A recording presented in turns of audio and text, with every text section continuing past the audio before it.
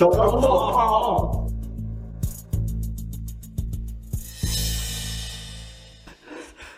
长，董事长，这是老爷子为您挑选的10位候选人，您今天必须选出1位结婚。留给您的时间不多了，这董事会的人都找上门来了。您要是不结婚，你就拿不到剩余10%的股份，没有这股份，您就在股权上没有办法压制您的继母呀。难道你要看到苏氏集团落到一个外人手里？是，哎呀，董事长，您就看在已故老爷子的份上，您就选一个当老公吧。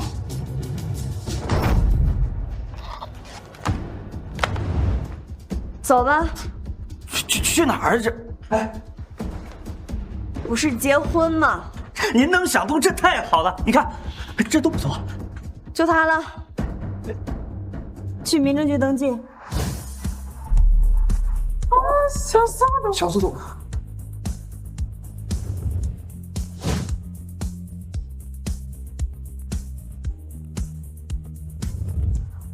苏总好。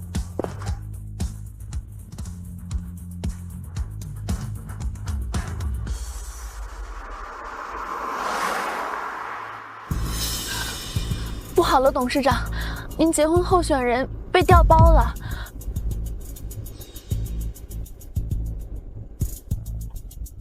甩掉他们。董事长，赵律师叛变，公司有内鬼，这民政局还去吗？去，不过换人家。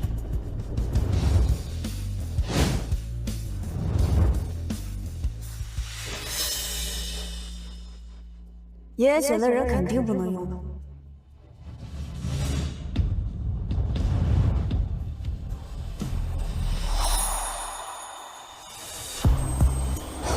好漂亮的人。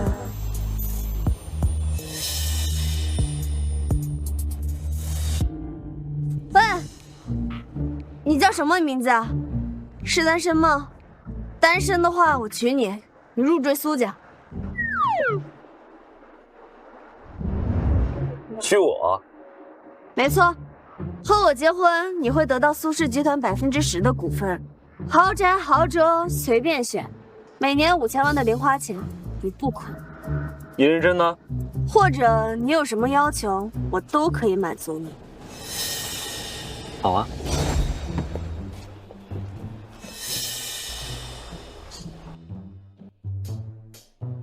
回家。是，苏总。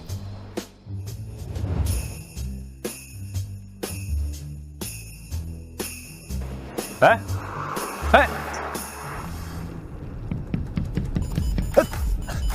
苏总，车上受损了，应该这可是防弹车。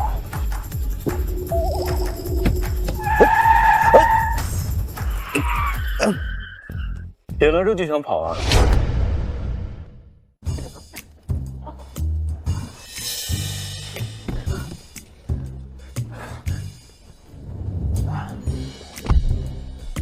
开车。你刚才拆了我的车门，又把它安上了。你知道这车多少钱吗？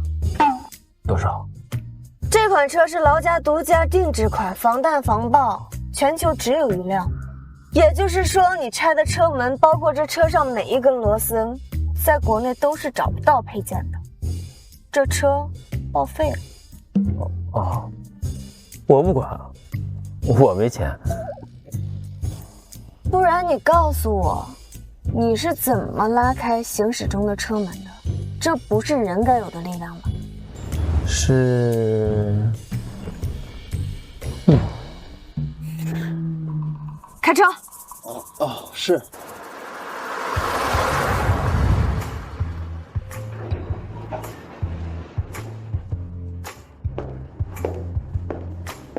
哇，这栋别墅都是你的？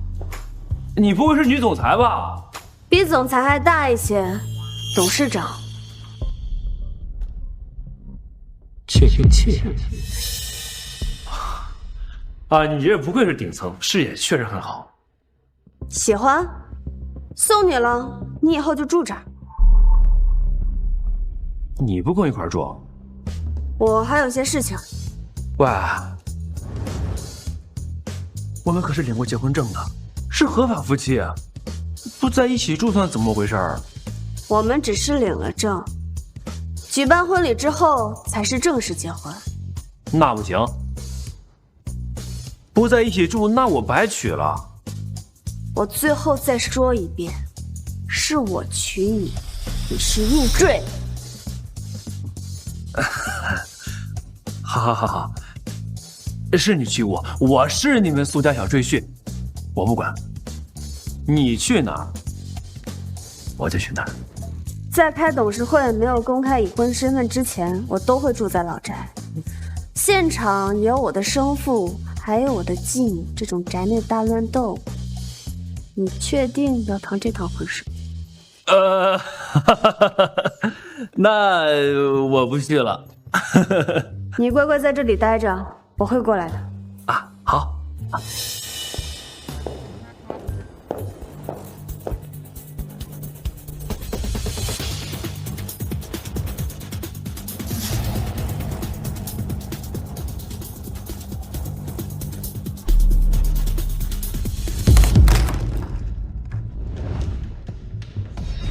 光这一层就搜出100多个窃听器，60多个针孔摄像头。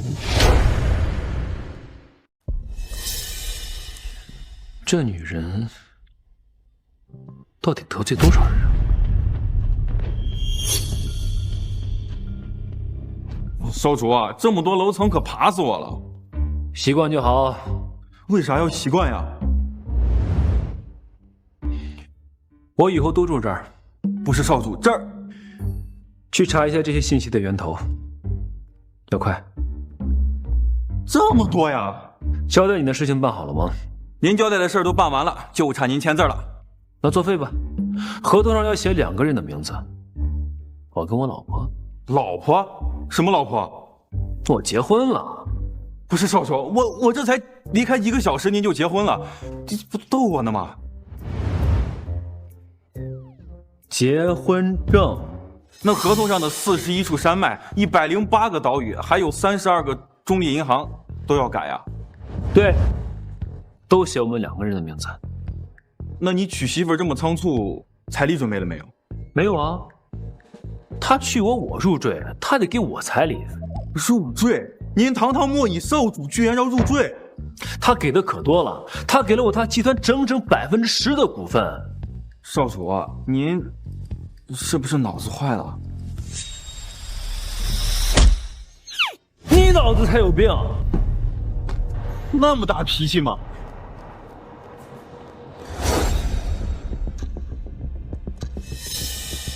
事情处理的怎么样了？如您所料，果然是赵律师在暗中勾结陈家，想要调换候选人。陈家还和您的继母安如雪在暗中有联系。这次闹事的董事会成员已经被处置带走，他们外面都在说您雷霆手段，不敢轻举妄动。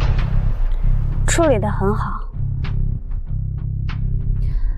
老苏董立下的遗嘱里，10%的股份都是给您未来夫婿的，但这笔钱只有您结了婚才能拿到。董事会的成员都在揪着这个不放。您继母的股份和您几乎持平，如果您不结婚，这公司将会落在他手里。可您才刚回国，这哪有这么快？这分明就是在抢。无妨，我的婚姻能给我带来利益就好。事情处理完了，就回老宅吧。是。来，谢谢老公。小姐好。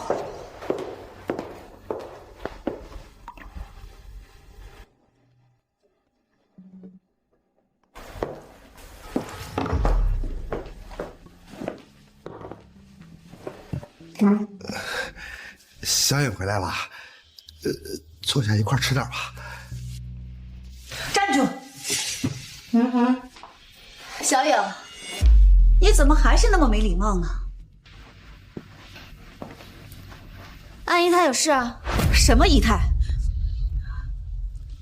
我是你爸明媒正娶的老婆。是苏氏的安总。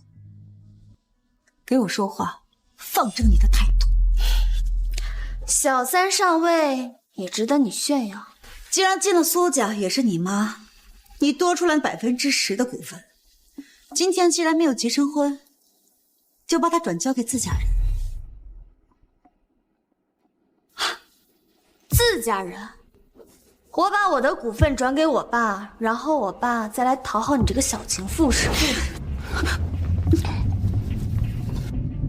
混账！我是你爸，你怎么跟我说话的？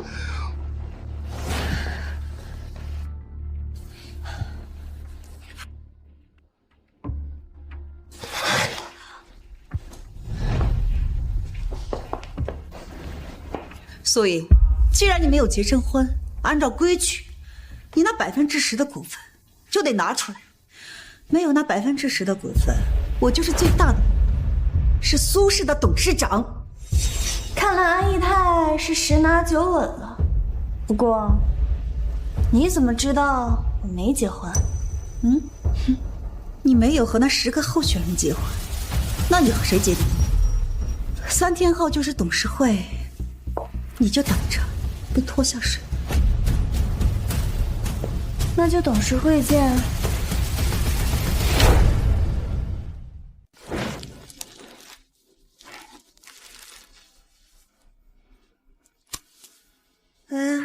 你终于醒了，快回来，出事儿了！有什么事儿？你直接说。哎呀，很着急，当面说。啊。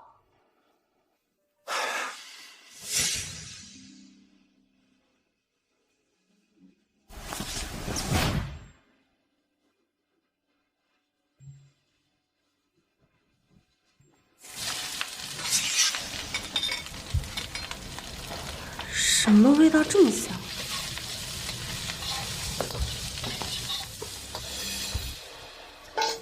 别的不说，我娶回来的这个老公，还真赏心悦目。哎，回来了。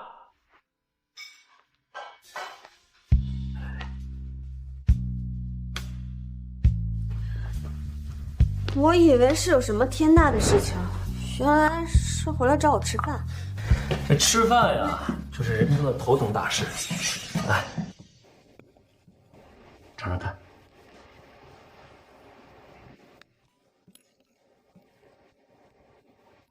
好喝吗？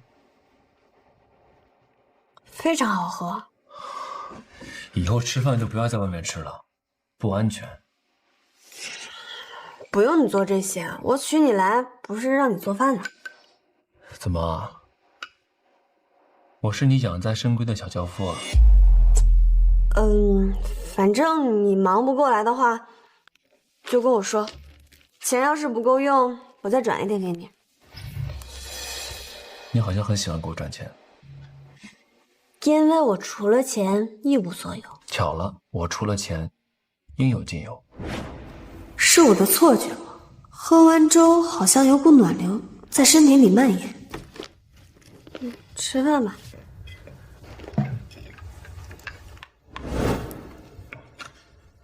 我吃完了，先去公司了。哎，等一下，哎，等一下，带上这个，我亲自给你搭配的养生茶，渴了就喝这个，外面的水不要喝啊。哎呀，好了，你不是快要迟到了吗？哎呀，快去吧，记得喝完啊。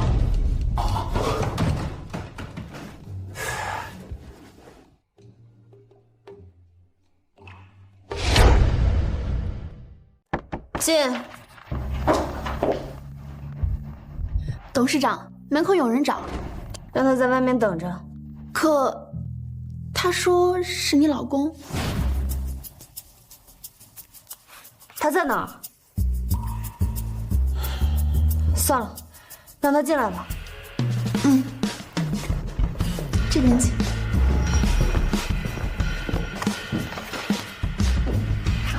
你怎么来了？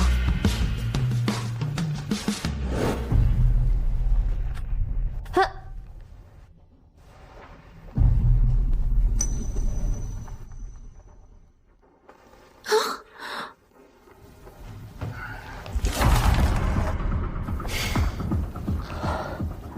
都已经排查过了吗？怎么还有这么多？对不起，董事长，是我们疏忽了。都是很隐蔽的地方，你先出去吧。你过来给你送饭。如此身手不凡的人，居然只是过来给我送饭。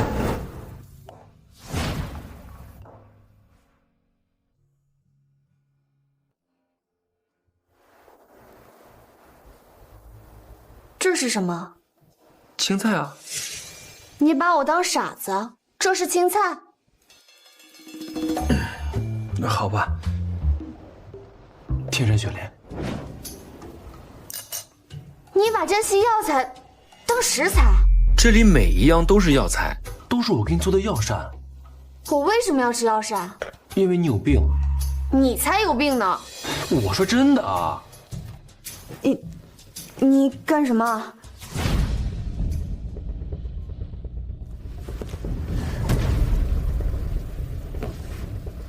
我的腿不能动了。10分钟就恢复了。现在相信你有病了。什么病？骨质疏松。跟你开玩笑呢。是蛊毒。蛊毒？是一种腐蚀性很强的病毒，很难发现，用不了几年你就瘫痪了。不过你吃了我做的药膳，喝了我配的茶，很快就会好的。期间不能在外面乱吃东西，免得影响药效。你真的没有跟我开玩笑？当然。我知道了。很听话的病人嘛。我去给你准备药材。他到底是什么人？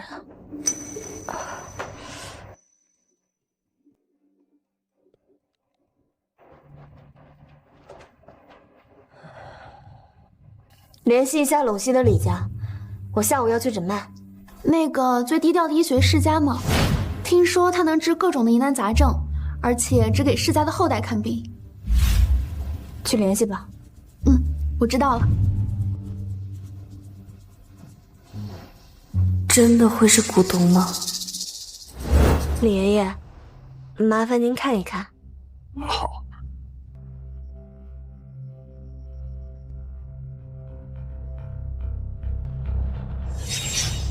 哎呀，苏丫头啊，你这脉象看上去稳定，但很古怪。李爷爷，我想检查一下腿骨。哦，好。一会儿呢，你别动，会有点疼。好。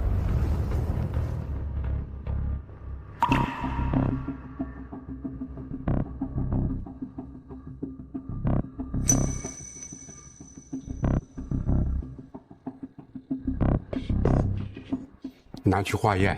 是。哎呀，丫头啊，我这腿呢也是被人下了蛊毒，潜伏期长，很难发现。如果出现麻痹现象，很快就会彻底瘫痪。哎，哪怕是我自己，也是束手无策。李爷爷，您的意思是说，我跟您一样也中了蛊毒？是。蛊毒虽然可以治愈，但是有几味药特别罕见，希望渺茫。董事长还这么年轻，怎么会瘫痪呢？我给你配几味药，虽然不可以治愈，但是延缓几年还是可以的。我知道了，谢谢李爷爷。真的是蛊毒，哪怕是李爷爷都要抽血把脉才能查出来。叶玄义只用肉眼就能断定我中毒，他到底是谁？少主，我都来回8次了，你。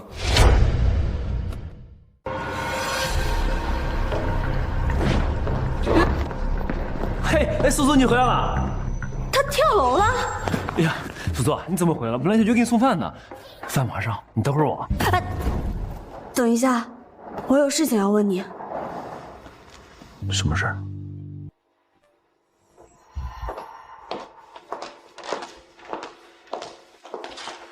你没有验血，也没有验骨，更没有把脉，你是怎么知道我有病的？我一眼就看出来了呀，你浑身上下散发着中毒的气息。气息？啊？那你能看出来我中毒几年了吗？这个嘛，得仔细检查。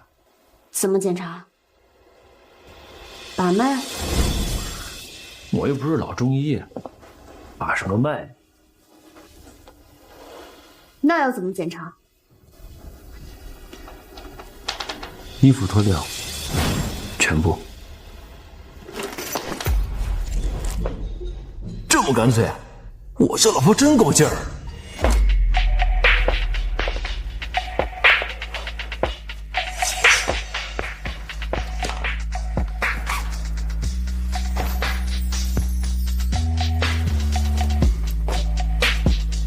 好了，不是要检查吗？你这样我不太习惯。傻愣着就能检查了？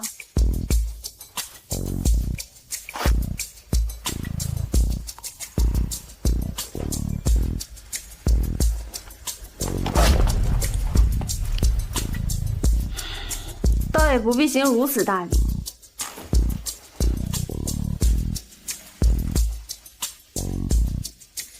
开始吧。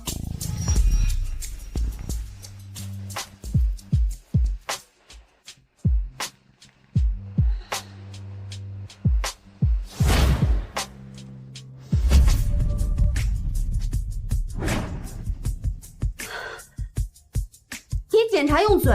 不用嘴啊，用手就可以。那你……嘘，检查要开始了。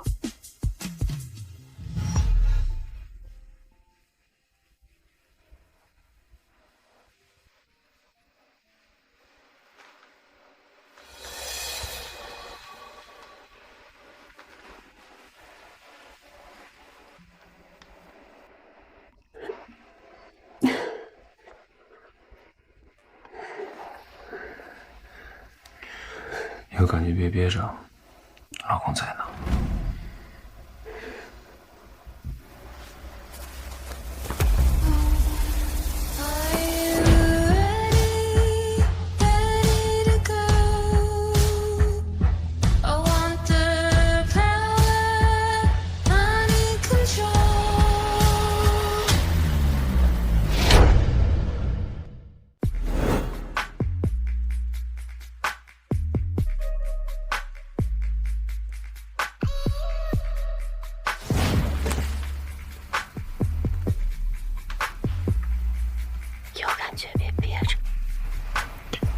等你恢复好了，全补回来。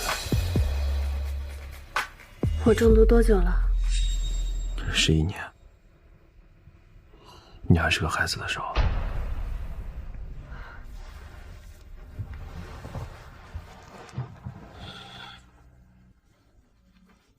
你说这个毒能解，要多久？不好说。其实按摩也能够加快恢复，就是要脱光。你需要吗？可以。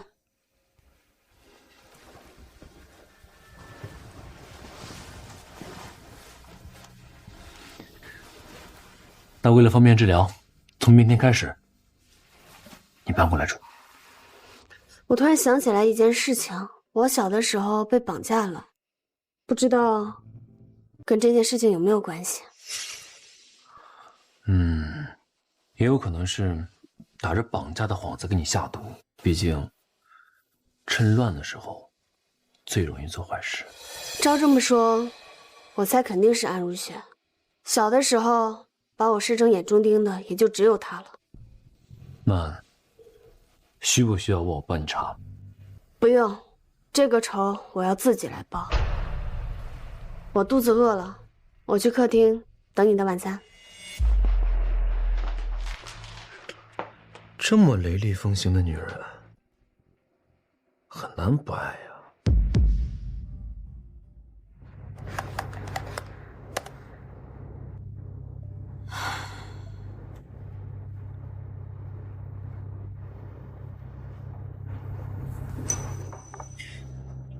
累了吧？快喝这个吧，来尝尝。这是什么？只有一些叶子，还一半黑一半白。古道茶，很珍贵的。你都觉得珍贵，那得是什么稀世珍宝啊？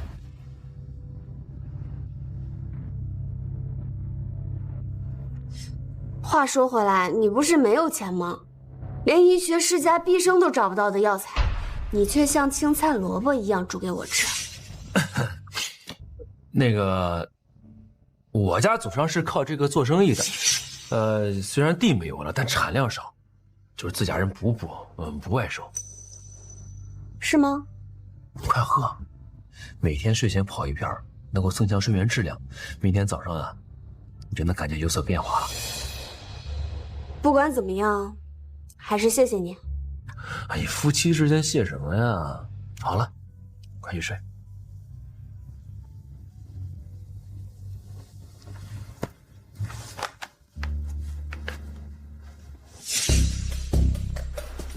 少主，你要的食材我都带来了。过2天你回魔隐一趟，把所有的古道茶都给我拿过来。他每天睡前泡一片，我这里的不太够。全拿过来，还剩这么多，这太浪费了吧，少主。你小点声，他睡觉呢。他这2天比较累，补身体。少主，你栽了，这古道茶树世间就这么一棵，100年才结一回叶子。平常人都是吊命的时候才舍得用一颗，您倒好，现在给他当养生茶喝。她是你们少夫人，我乐意。哦，那少主夫人喝剩下的茶叶能给我嚼了不？我不嫌弃。我嫌弃你。快滚！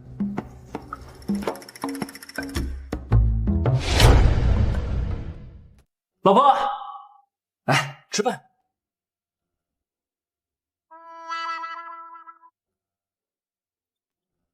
一早上就有米饭吃啊？啊，雷云昨天晚上带过来的。雷云啊，跳窗的那个。啊，老婆，这饭菜都凉了，你趁热尝尝，快。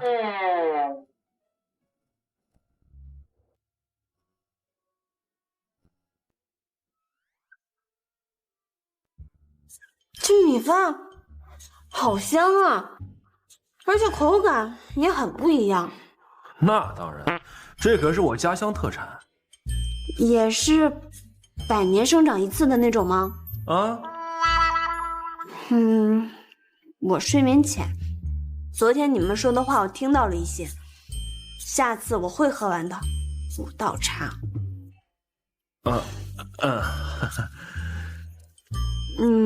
为什么这些是药膳，却做的这么好吃啊？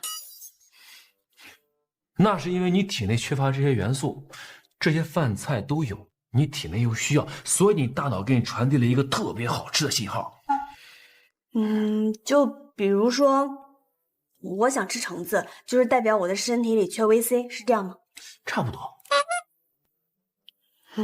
你做了这么多的菜，我真的不用给你请一个阿姨吗？哎，不用啊，我喜欢亲自照顾你。啊，好，吃饭，吃饭。老婆，收拾完了，来吧。你准备好了？不是要按摩吗？啊，按摩呀。这就来。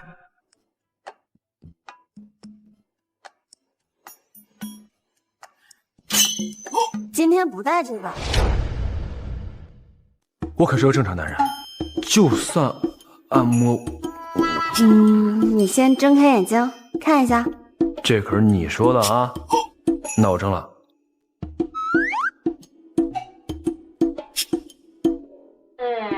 穿衣服。这个是我找到最贴合的面料，应该不妨碍按摩。是挺贴合的，还挺有朦胧感。开始吧。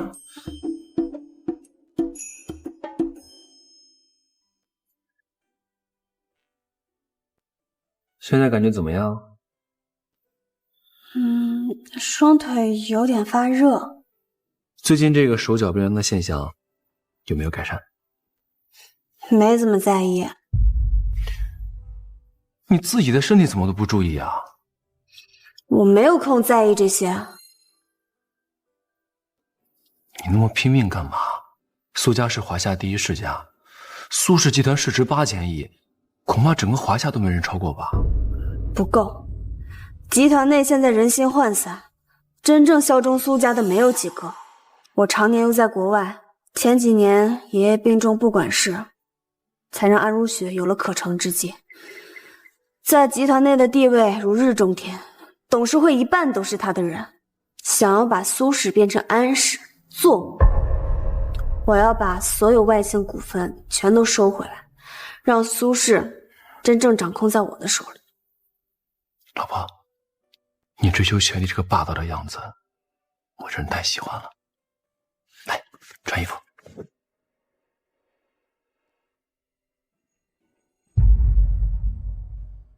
叶玄烨，你会背叛我吗？老婆，我现在给你一项权利，如果有一天我背叛了你，你可以杀了我。什么？我没有在开玩笑。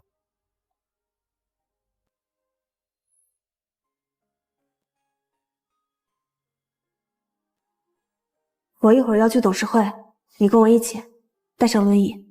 轮椅？你吃了我的药膳，应该用不上了。可是下毒的人不知道我有解药，我只是怀疑安如雪，但是我没有证据，必须让他们看到我真的瘫痪，才能露出破绽。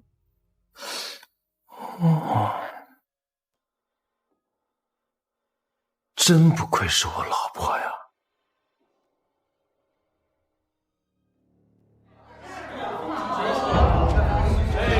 安总，今天气色可真好啊！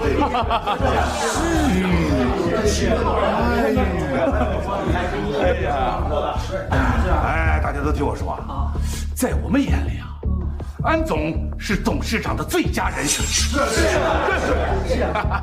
今天这个董事会啊，就是专门为您准备的啊！行了，都坐吧。哎，坐。董事长人呢？来人，去楼上把董事长请下来。开会迟到像什么样？那个董事长他还没来公司啊！什么？难道要让我们这些股东干等他一个人吗？这样的人也配当集团的掌权人？你们说是不是？是，没错。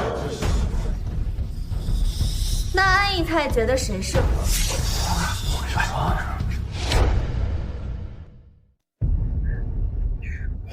董事长，东西都准备好了。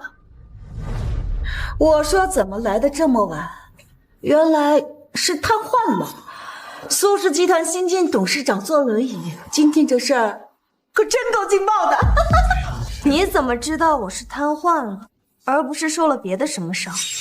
你这消息哪儿来的？我真是高估了安如雪，这么迫不及待的报了。不管怎么说，董事长瘫痪这件事要是传出去，肯定是会对公司有所影响的。是啊，这苏氏集团董事长是个残疾，这叫什么话？对啊，我只是双腿瘫痪，不像其他人是脑子瘫痪。苏莹，我们都是苏氏最核心的股东，没空陪你玩。根据世家公证，你多出来的10%的股份，今天必须交出来。我凭什么要交出来？按照规矩，你那10%的股份，只有结了婚才能持有。如果没有结婚，就必须交出来，让董事会投票分配。安总说的没错，如果你不愿意的话，那我们就只能按照规矩强制执行。今天这个股份转让合同，你必须得签。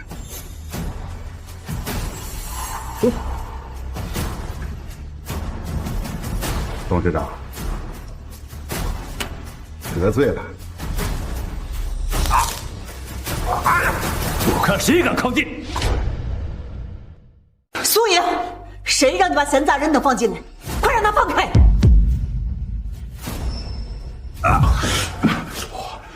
哎呀，手又要消毒了。臭傻子，你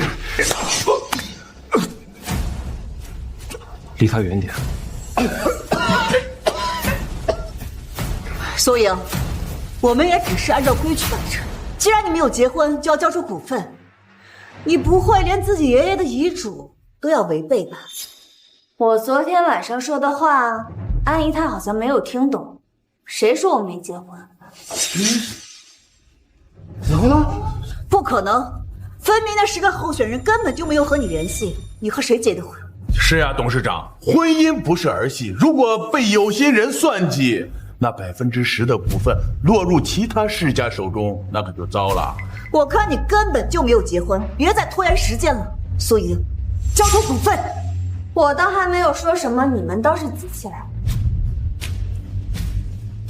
这位是我的老公叶玄义，苏氏集团10%股份持有者，更是第3大。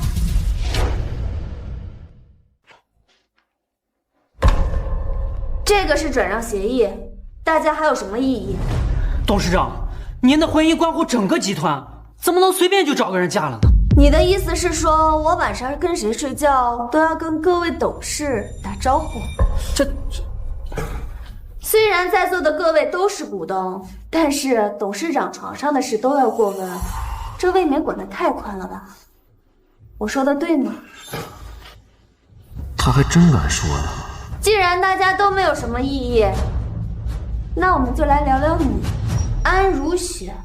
小三上位骗取苏氏集团30%的股份，这笔陈年旧账是该一次性算个清楚。什么叫骗取？这些股份都是你爸自愿给我，我手握30%的股份已经10余年了，也是苏氏的第2大股东。你就是这么跟我说话的吗？是吗？那我们夫妻一体更是第1股东，我也是董事长，你们就是这样跟董事长大呼小叫的？你一个残废，嚣张什么呢？董事长代表着我苏氏集团的形象，过几天新闻发布会，董事长总不能坐着轮椅出现吧？看见没有？就算你有最多的股份，但是现在你瘫痪了，必须让出董事长位置。让我让位？凭什么？苏莹，叫了你3天的董事长，你当真觉得自己把这个位置坐稳了？今天召开董事会，为了就是确定董事长人选的正式流程。没错。虽然我们得尊重前董事长的遗愿，但是我觉得为了苏氏着想，怎么回事？老毛，快送医院！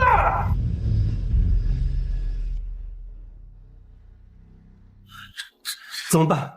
我们选谁呀？选个屁呀！你看看樊玉他的下场，你相信小杜都没动手？别来！是啊，之前反对他的几个世家都进去了，到现在还没能捞出来。我们还是支持小苏董继续担任董事长。对，我们都支持。你们知道自己在说什么吗？我们年纪大了，尊重老董事长的遗嘱。蓝总就不必再多说了。各位，这可是最后一次机会，以后就成定局。你们真的要让一个残废掌管苏氏吗？残废？你是说我吗？我这坐久了有点累，换个姿势啊！哼，你们继续。你他妈耍我！我耍的就是你，这个小瘪三！第2次。什么你？公然辱骂董事长，胆子可真大！你疯了！你个打我！你这个没教养的东西！老婆，这个人是皮糙肉厚的，你手会疼的。以后我就是你的打手，什么脏活累活，让来。好，你力气大，你来。你一个大男人要对女人动手吗？安总，敢欺负我老婆，不分男女都该死。管好你的嘴巴，再敢乱说话，可不就一个巴掌这么轻。以叶玄逸非人类的力气，安如雪怕是都会有内伤。老婆，放心，我会用全力把他讹上你。怎么样？这个大手还可以吧？非常好。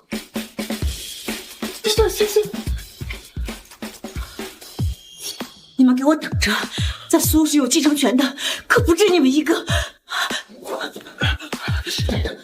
等着。现在各位还有什么异议？没了，我们都请上总家。看来大家对我升任董事长没有异议，散会。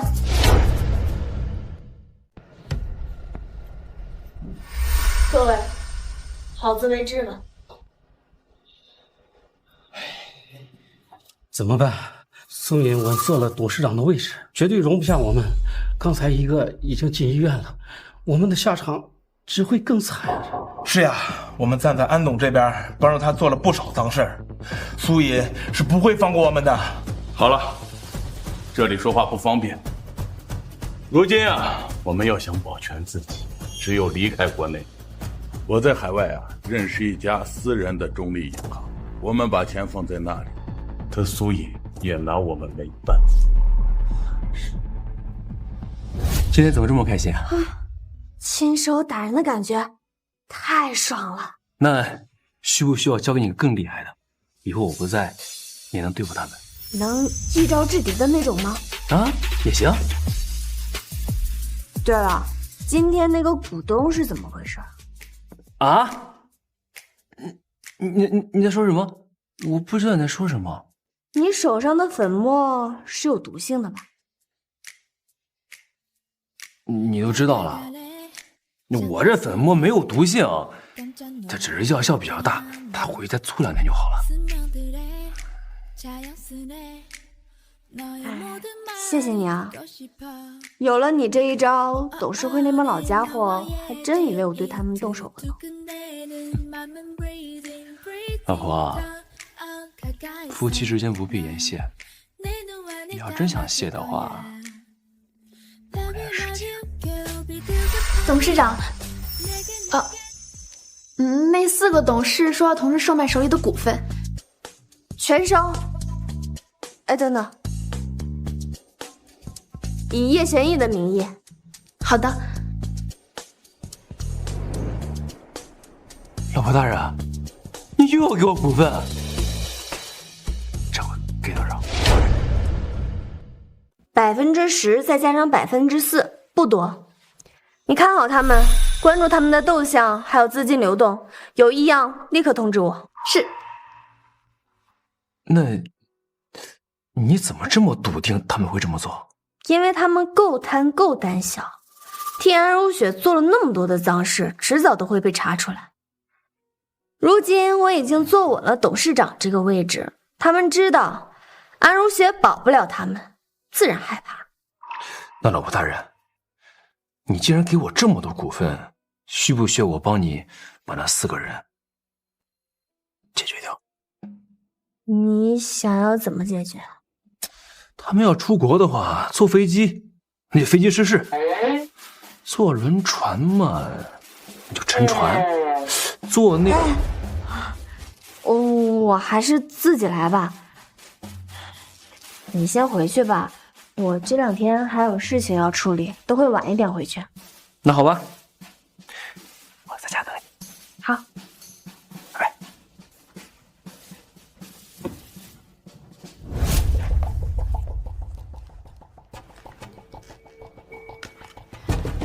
董事长，果然不出您所料，那4个老家伙连夜抛售所有股份，打算卷钱逃去国外。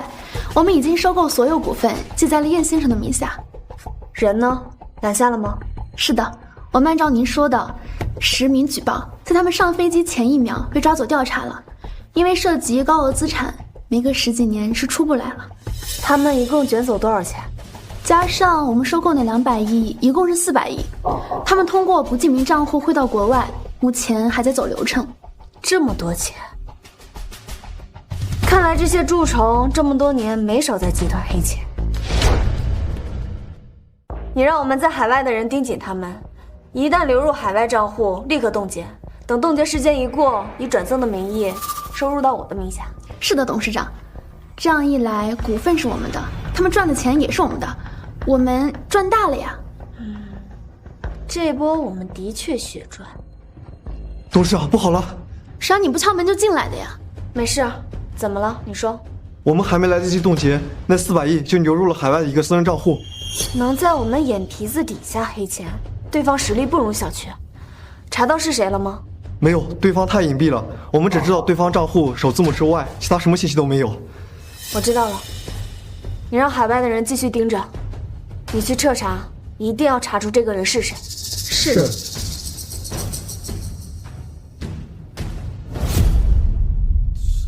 少主啊，磨叽什么呀？说。刚刚你的账户上有一笔无名的巨额资金打到了海外的私人银行上，就是差不多有400亿，估计是一些不正经生意的洗钱吧，吞了就吞了，没什么大不了的。要不是这么简单，我就不跟您说了。哎呦，我们查到啊，这笔资金来源是苏氏集团那几个被抓的股东，也就是说，这笔钱的最终流向是少主夫人，但是被我们给吞掉了。你是说这笔钱已经吞了？哎，是的，少主，您吞掉了少主夫人的400亿。我知道了，你这么大声干嘛呀？这么重要的事情为什么不早说？吞掉的时候已经来不及了。那少主这笔钱怎么办呀？我们也没办法给他原路返回了。算了，我再想办法把这笔钱给补偿回来了。哎，不过我老婆还真的是经商天才啊，收回来苏氏4%的股份，还净赚200。少主，您真是没救了。您不用提，我自己管。哎，海外银行的事情别跟别人乱讲，保守秘密啊。是，一定不让少主夫人知道是您吞了他这400亿。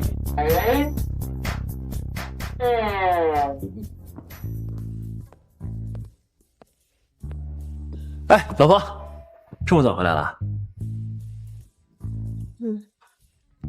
怎么了？心情不好？工作不顺利？本来是很顺利的，只是有一大笔资金流入了海外账户，我不清楚对方是什么势力。万一要是安如雪的人，这事恐怕就麻烦了。不过我已经派人去查了，这2天应该就有眉目了。能从我手里抢钱的还是第一次见。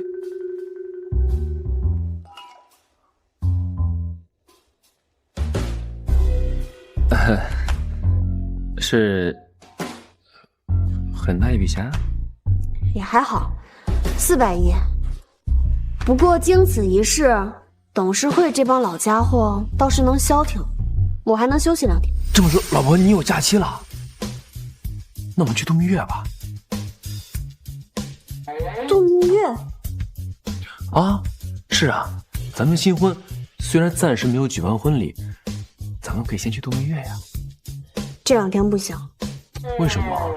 因为过2天就是新闻发布会，要正式向外公布我继承苏氏集团的消息，只有2天的时间，应该也去不了什么地方。2天时间也够了，咱们可以去周边。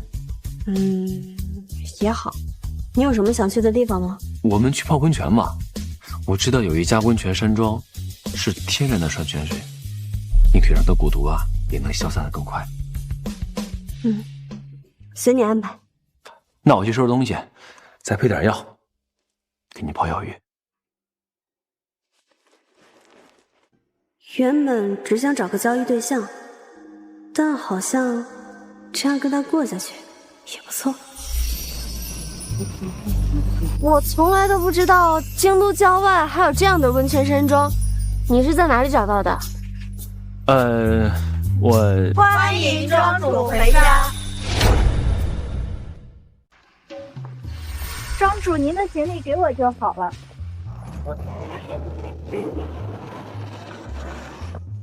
他们叫我庄主，我名下可没有这样的温泉山庄，你送的？啊，对啊。哦，这地方虽然属于京都郊外，但是这是个私人山庄。也就是说，这整片区域都是你的。你不是没有钱吗？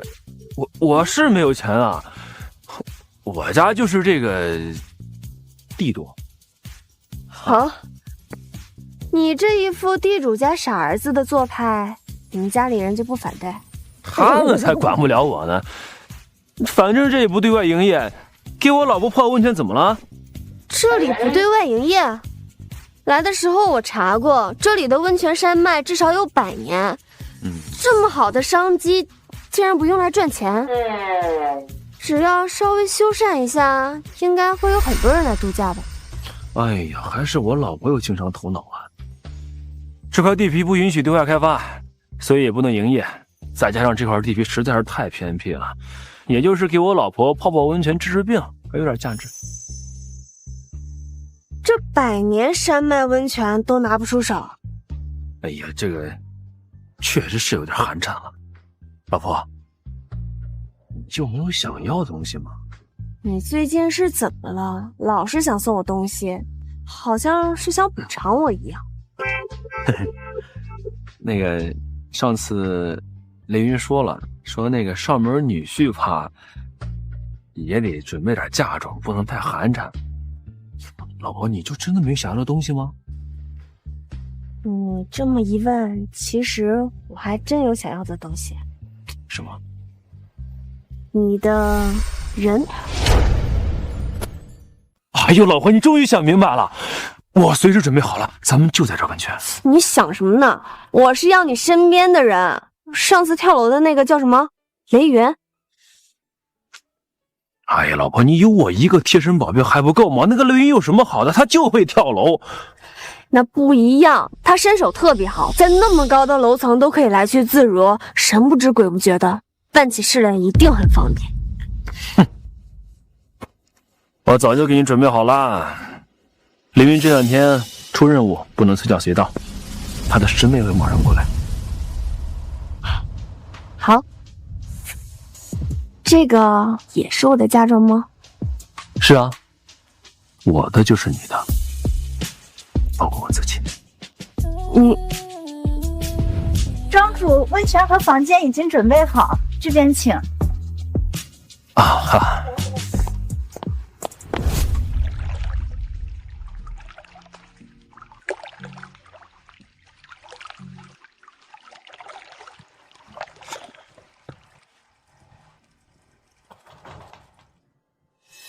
怎么了？哎，老婆，这个药浴它有安神助眠的作用，在里面别泡太长时间了，免得睡着啊。我就在外面等着，有什么事记得喊我。好。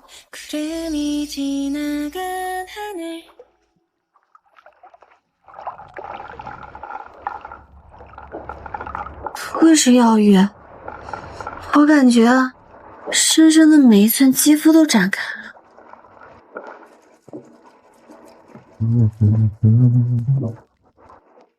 叶玄逸到底是谁？100年温泉山庄，白菜一样往外拿的珍稀药材，还有身手高超的侍从，这些都是悠久历史世家名门才有的。但查出来的身份信息，干净的让人起疑。不行了，不行了，还是起来吧。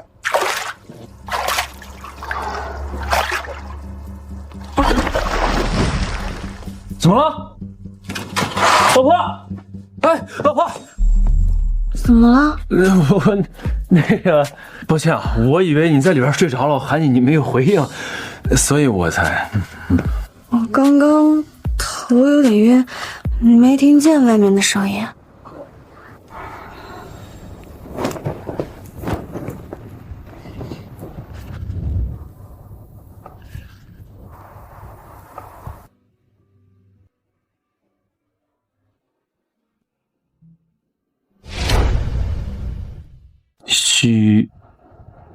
你要帮忙吗？不用了，我自己来吧，你先出去。啊！哎！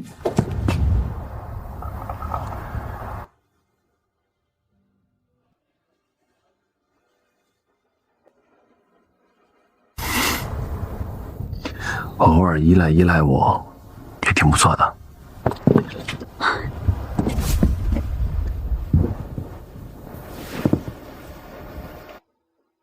你先转过去，我换件衣服。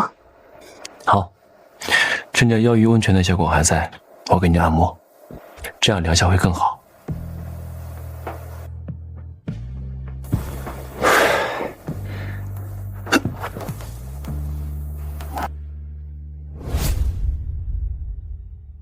好了。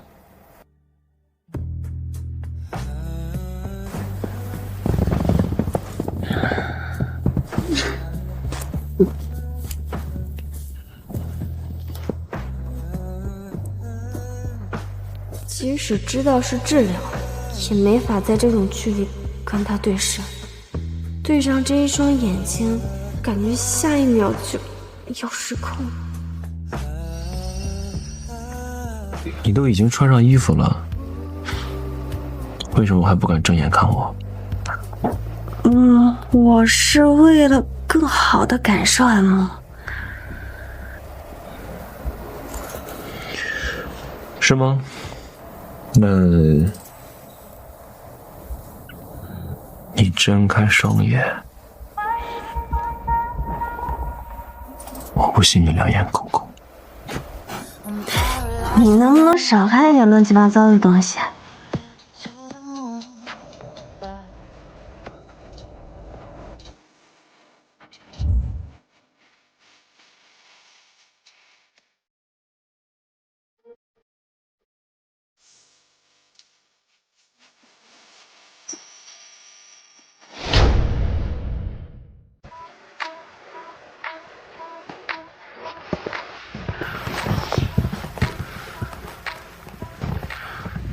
老婆，帮帮我！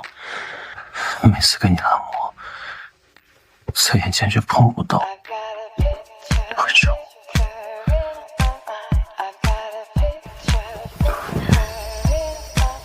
你衣服扎到我腿了。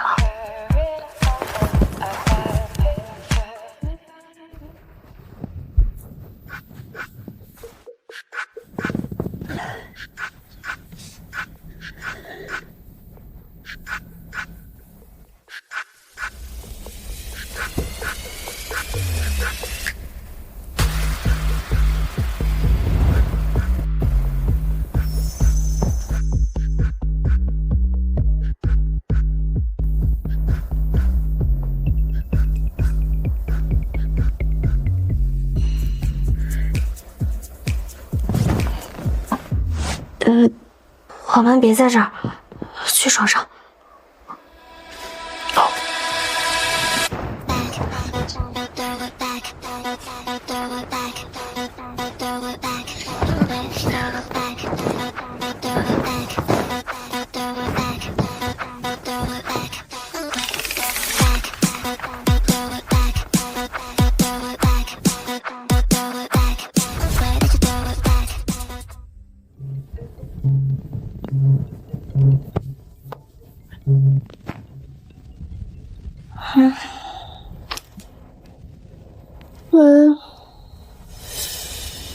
怎么了？哦，我知道了，我现在就回去。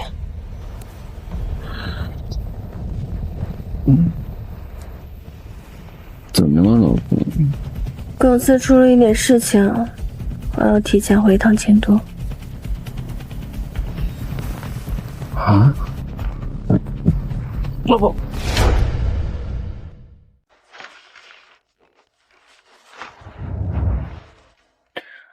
为什么呀？不是说好了要多过2天假期吗？这才刚过了1天，你这个大董事长，说话不算话。公司有点事儿，我找人看着安如雪，但是他突然不见了。这2天就要到董事会了，我怕他再有什么动作。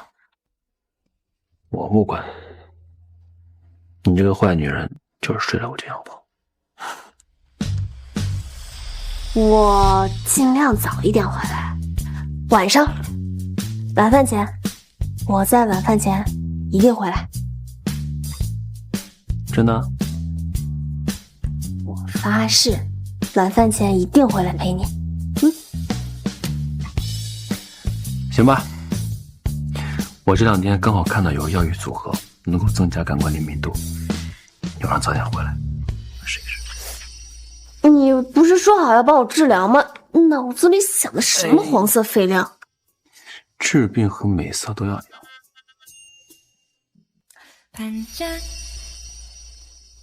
走吧，我在这里等你。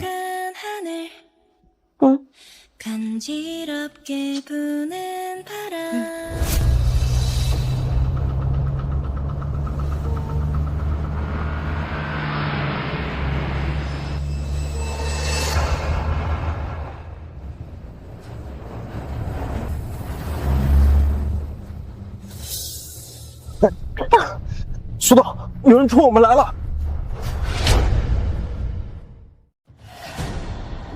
停下！快点！停下！赶紧的，停下！啊！停车！停车！快点！快点！停车！停车！停车！停车！停车！快点！停车！停车！快点！快点！停车！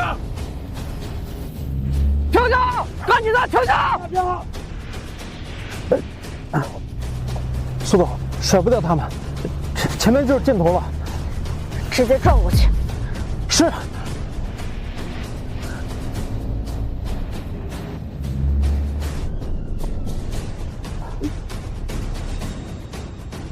往后倒。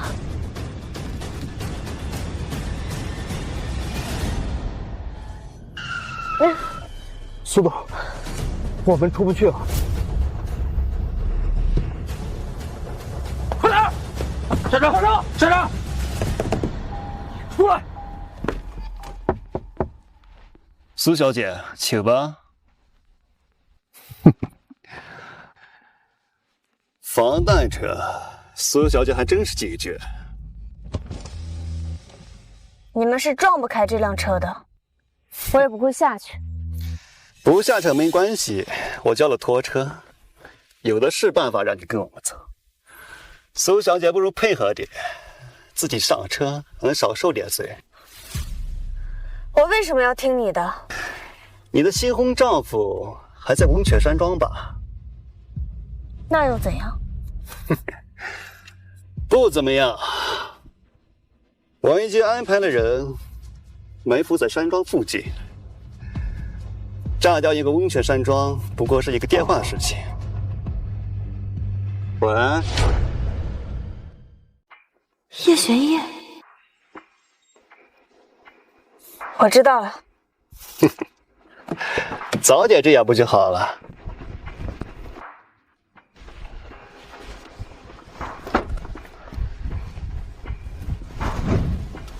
我自己走。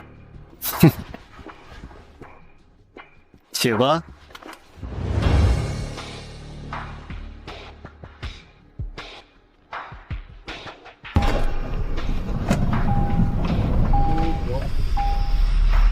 苏小姐，你很厉害，安插在房间里的监听器竟然都被卸掉了。房间里也有监听器，之前并没有搜出来，是谁卸掉的？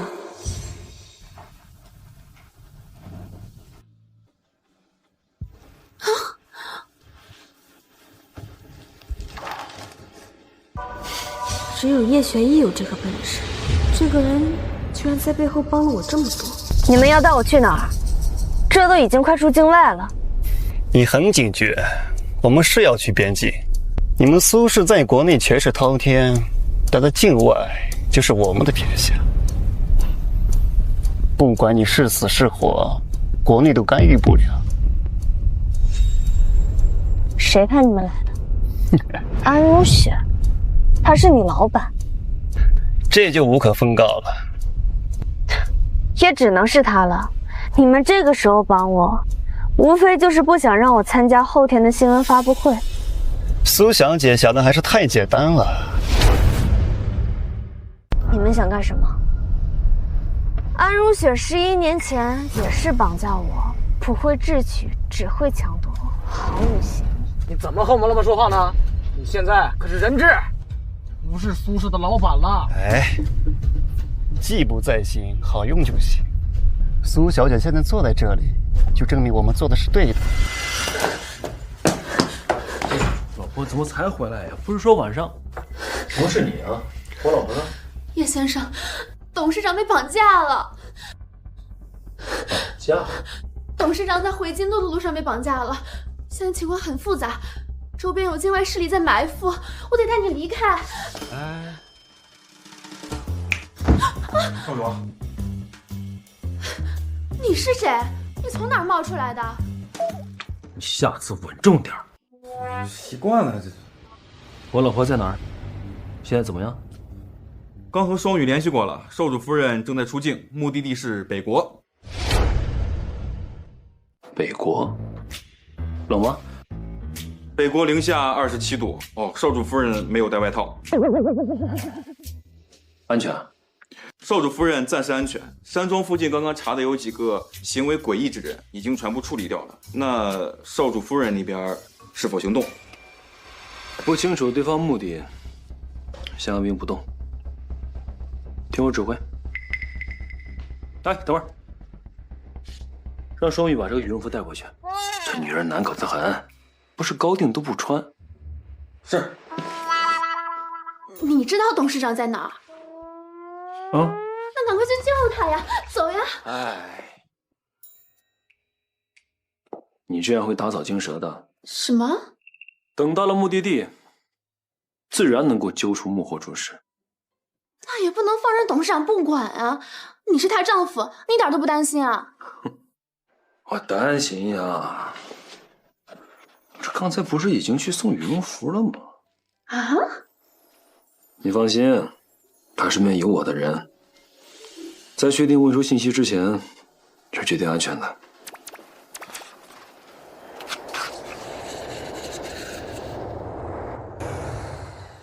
哎呦，时间差不多了，该接我老婆去了。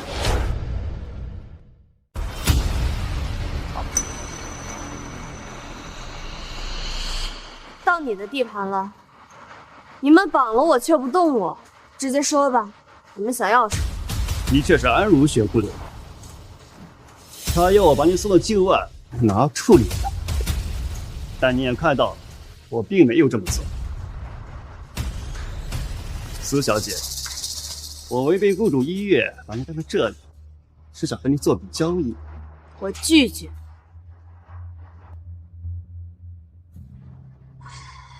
你们不敢在国内做生意，专门跑到境外来，还想拉苏家下水，做梦！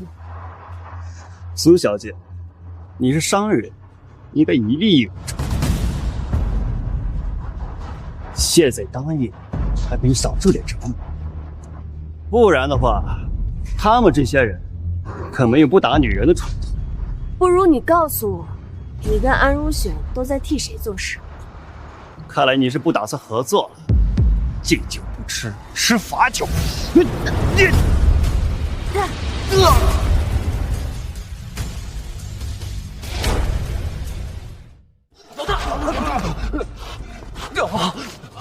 少主夫人，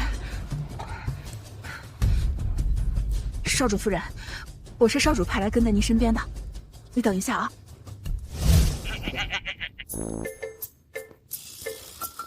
这个是少主让我带过来的，害怕你冷，快穿上。谢谢。这个女人是怎么进来的？专门被我兄弟守着吗？妈的，哪来的周婆娘？是是你们姑奶奶在自己地盘掉以轻心了。外面就10几个守卫，你们瞧不起谁呢？这个语气，果然是叶玄逸的人。我不管你是谁，这里可不是华夏，这是我的地盘。今天就让你们看看，到底是谁做主。给我上，只留一口气进去。是。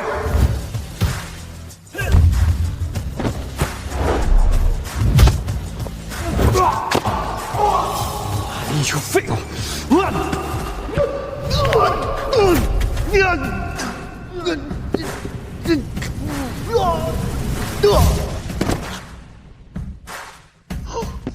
真是一群垃圾。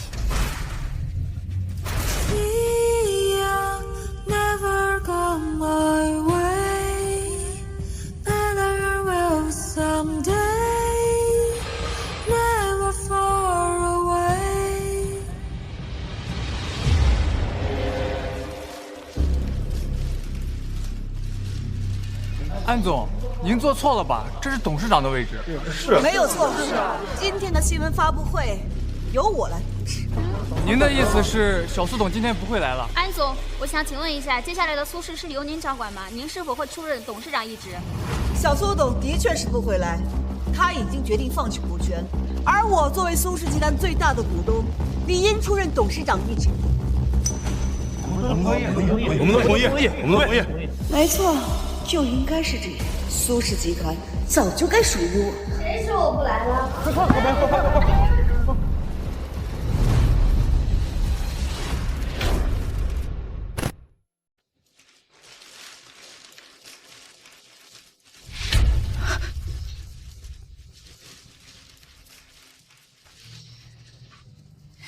小颖，你怎么来了？安女士每次都喜欢自说自话，还有。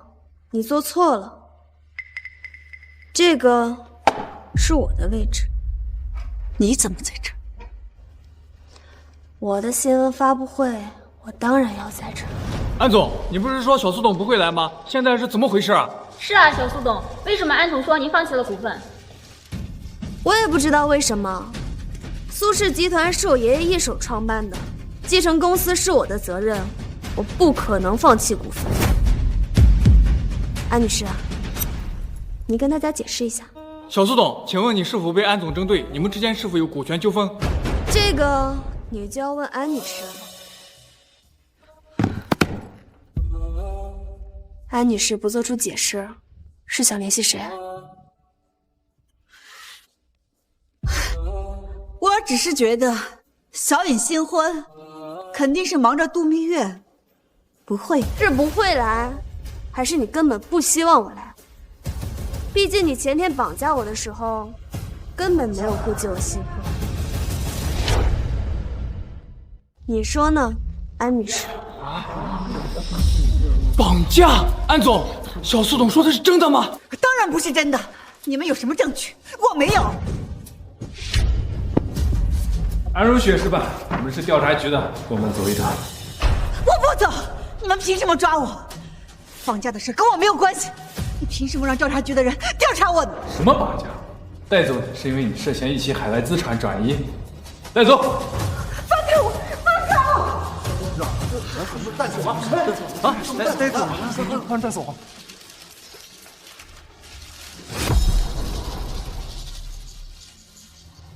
大家好，我是苏氏集团新上任的董事长苏莹。此次召开新闻发布会有2件事情。第一，董事会成员的调整，部分股东涉嫌转移公司资产，我也会对其他成员进行彻查。苏氏集团绝不允许这种行为存在。第二，安如雪在我任职期间多次对我打压、威胁，让我交出全部股份，并且绑架我。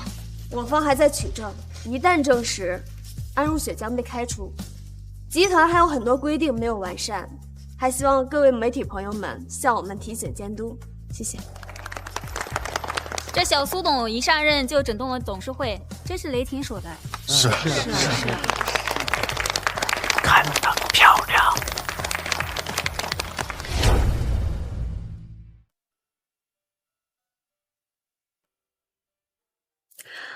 我自己来吧，这么腻歪，我不习惯。哎呦，你习惯就好。这次受了那么大的惊吓，可得好好补一下。哎，别动，让我来。还好你没事儿，我都快吓死了。北国一日游，小场面。怎么样？那些绑匪开口了吗？多的什么都没说。你都举报是安如雪了，他们通通都不认。安如雪背后还有人，我们没有确切的证据，他们肯定不会供出安如雪的。绑架我的人跟安如雪一起，都在给别人做事。他们在境外做的那些见不得人的交易，安如雪利用集团的关系链兜底。现在集团回到了我的手上，安如雪自然动不了手。新仇旧恨一起算，他们想在新闻发布会之前除掉你。可是他们为什么还要留着董事长来谈合作？不如直接做掉，让安如雪上位，这样他们也能够利用集团帮他们做事儿。当然是因为他们不仅仅想要苏氏集团，更重要的是你老板背后的资源。要的是你老板背后的资源。没错，安如雪没有世家撑腰，她的助力有限，而我有百年世家作为底蕴，能从我身上得到资源是不可估量的。可恶，竟然只把安如雪给抓走了。这也只是暂时的，不管是资产转移还是绑架，我们都没有确切的证据，过2天就被放出来了。我们举报也只是为了制造舆论压力，把他的名声搞臭，这样能给我少找一点麻烦。想到我以后要在公司见到他，我就恶心连饭都吃不下去。好了，你先回公司吧，我过会儿回去。好。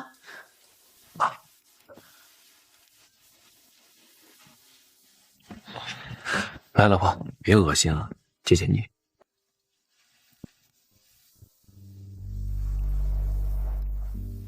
可惜，这次还不知道安如雪背后的人是谁。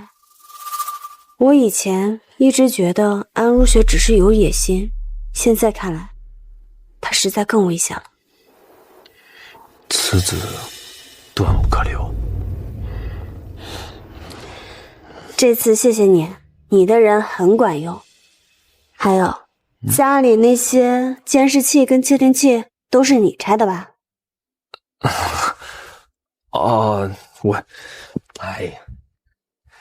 我本来想让雷云查下终端，等有眉目了我再告诉你，结果那个人太狡猾了，只查到了一些线索，没有查到来源。看来我是捡了一个不得了的上门女婿。凑合吧，只是人脉广了一些而已，道谢就算了。不过原本有2天的蜜月假期，现在只剩下1天，你留我一个人独守空房。好，我等这次事情结束，请1周的假，只陪你。不用等这次结束，你现在就能不找我。什么？叶玄烨！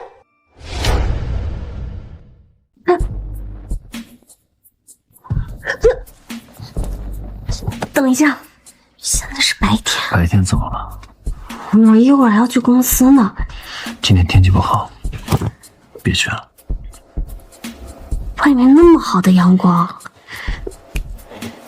你要叫雷云还是双鱼？我还穿着睡衣呢。这里只有我们2个。怎么突然下暴雨了？我说了，今天天气不好。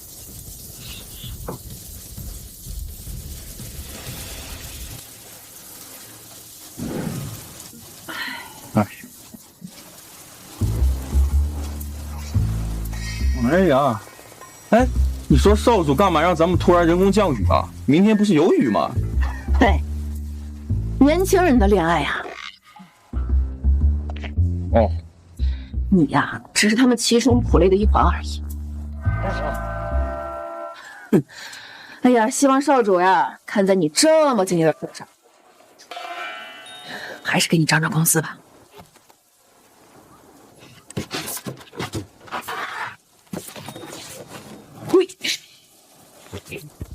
什么意思？涨工资？为什么要突然给我涨工资啊？那个，你还是先下雨吧，我先睡会儿。哎，不是，那为什么你下去，我在这下雨啊？董事长，这是叶先生给您的旺扇，他一直在楼下等着，你怎么不让他上来呢？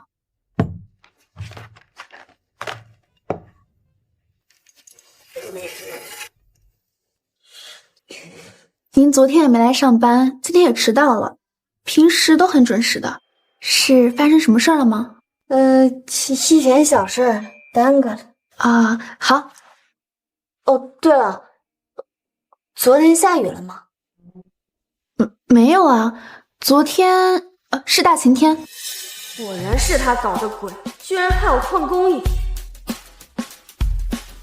好啊，叶玄逸，让他在楼下等着吧，这1周都不许放他上来。好，是。等等，你去查一下叶玄逸到底是什么身份。叶先生，我们之前不是查过吗？没有什么异样的。就是没有异样才可疑。我们收到的信息都太普通了，你看他像个普通人吗？确实不像。查不到也没关系，我就是比较好奇。以前把叶玄逸当成合作对象，并不在乎他到底是谁，可是现在……那您为什么不亲自去问他呀？去问他吗？进。董事长，之前通灭400亿的海外账户找到了，这个账户所属人就在京都，信息是 Y 开头，虽然还是不知道具体的名字，但我们找到了账户所属人的地址。好，地址发我，我们下午就过去。是。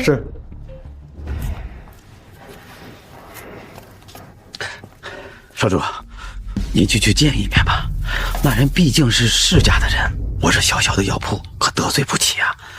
我说过了，不见。可我都答应人家了，人家下午就过来了，说找你问点事情。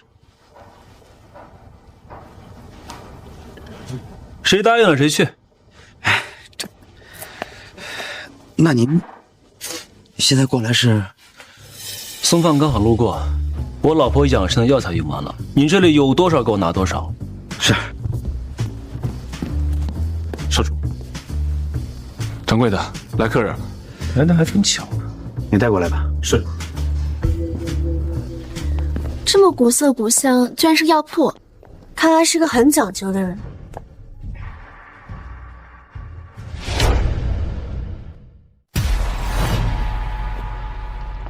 苏小姐找我什么事？少主，您这来都来了，就去见一面吧。我没那功夫，还得给我老婆送饭呢。啊，走了。少主，你这什么时候结婚的？少主夫人叫什么还不知道呢？哎，少主，我有件事情想跟您谈谈。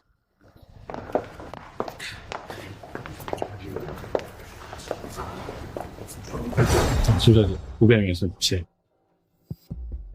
没想到居然不是，不应该呀？难道是我们查错了？不着急，多留意这家药铺，海外的定位比较难查。知道了。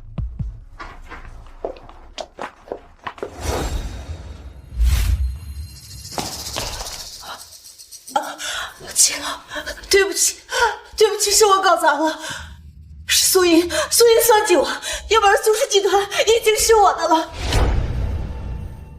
金老，我求求你，我和小虎，我求你给我解药。当年我救了你，给你资源，教会了你一身本事，可这些年，我只让你做一件事，搞垮苏家，可你迟迟无法搞定。就你这样的废物，还想要解药？你就等着那蛊毒发作吗？不，秦老，你再给我一点时间，我一定可以把苏氏集团拖下水的。时间？哼，不，我都给你20年时间了，你都没有拿到所有股份，可苏银那小姑娘她一回来就拿走了一半，你这样的废物，我留着你有什么用？秦老，不，我还有用的。来人，主少，给我压下去，关禁闭室，没有我的允许，任何人不能给他食物，10天之后扔出境外。我不要！季老，我有办法。素云中毒11年了，他还没有解干，我还有办法的。这一粒小小的药丸，1分钟内就可以让蛊毒发作。你应该知道怎么做。我知道，现在去了。这是最后一次机会，如果失败，不会失败的，相信我，我一定有办法。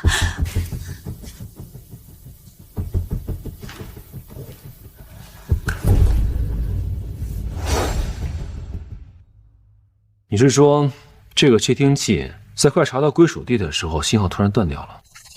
是，看来是察觉到了，故意维持。不过可以肯定的是，这个型号的窃听器比较老，也只有以前的一些世家常用，而且最后消失的信号定位不在境外，在国内东边，沪海方向。沪海，齐家？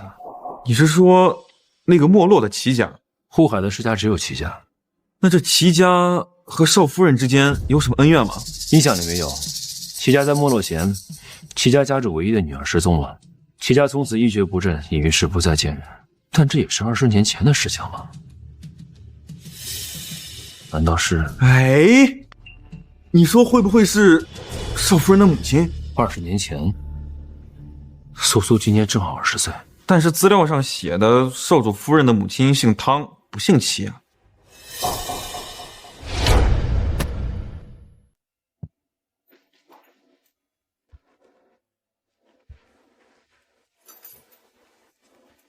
老婆，你回来了。你怎么了？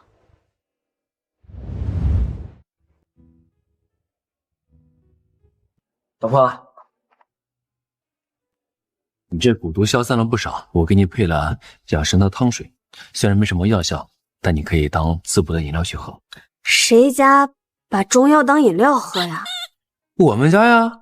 等哪天有空了，我带你去我们当地看一下我们当地特产。你家？不会有婆婆拿到地契甩到我脸上让我离开你吧？哎呀，那不会，他们在环球旅居呢，他们不爱管我的事情，只要我自己喜欢就好，而且他们开明的很。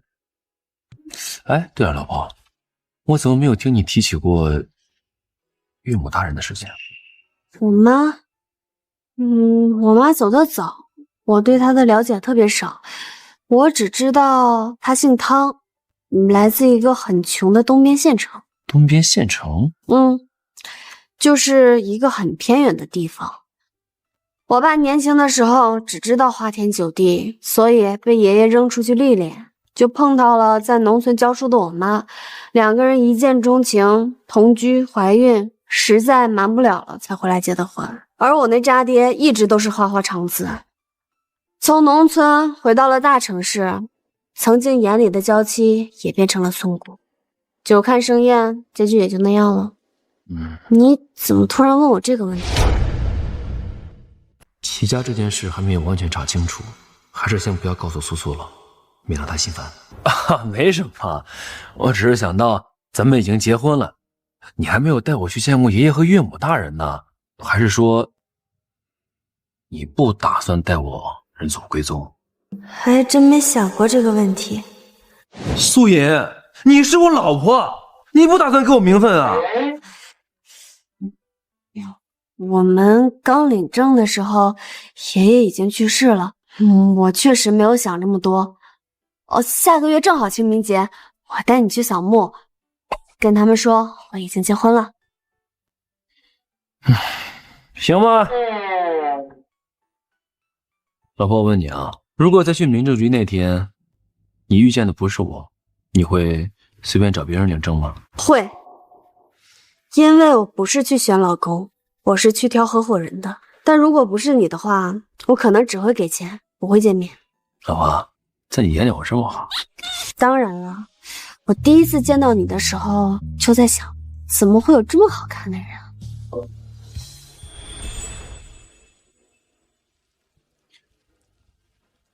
原来苏苏只喜欢我的外貌。原来苏苏只喜欢我的外貌啊！是不是？对，我就是喜欢你的外貌。等你年老色衰了，我就找个188的男大。你可不咬死你！你属小狗的，你还咬人？那你呢？如果那天不是我拉着你继续结婚的话，你也会随便的跟别人走吗？不会。而且这种假设不存在，我遇见的是你，所以我天生就该跟你走。知道了，你先放任我。不是的。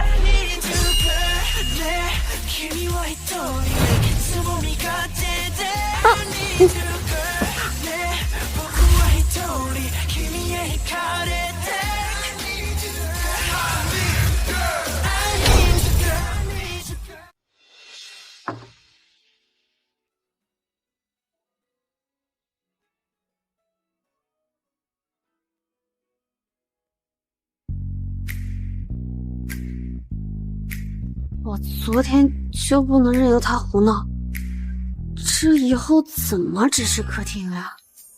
老婆醒了，吃早饭。哎，怎么了，老婆？是我昨天晚上服过了吗？你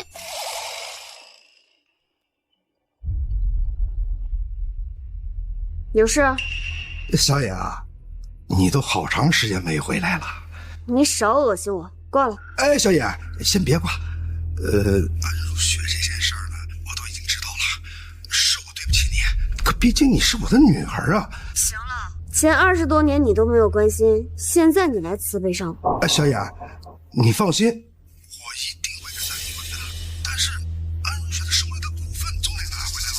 你是董事长，怎么处理，只要等你回来再说。还有就是，接着说。还有就是分散在外面的5%的股份被同一个人给收购了，他过来说想高价抛售，你得回来一趟啊，咱们得聊聊怎么分吧。知道了，我明天就回去。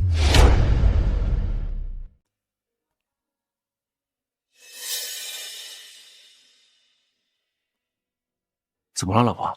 我明天要回一趟老宅，家里出事了。苏俊要跟安如雪离婚。想跟我聊聊股权分配的事情，想让我回去一趟。你那个渣爹回心转意了，我不信。我猜是安如雪让他打的这通电话。你那个渣爹咋这么听安如雪的呀？还连接手来坑他的亲生女儿。老婆，你该不会不是亲生的吧？我也希望不是。这些年来，苏军的生意都靠安如雪打理，他当惯了酒囊饭袋的废物，他清楚的知道，我当上董事长。他的好日子就到头了。明知道你看得出来，他们还这么做，看来他们急了。这种漏洞百出的借口他们也敢用，无非就是笃定我想要回股份。既然他们这么着急，我当然要看看他们到底想干嘛。那我跟你一块儿去。不用，我一个人去，你留在这里，我有其他事情给你安排。行，你主外，我主内。小姐请坐。来客人了。还没吃饭吧？哦，来坐下一块吃点。我没有时间跟你浪费，说吧，你想怎么处理？小野，之前呢是爸爸不对，然后呢？哦，这位呢就是要抛售股份的商先生，这次把你叫回来呢，也就是为了这件事儿。小苏董，你好。咱们先坐下吧。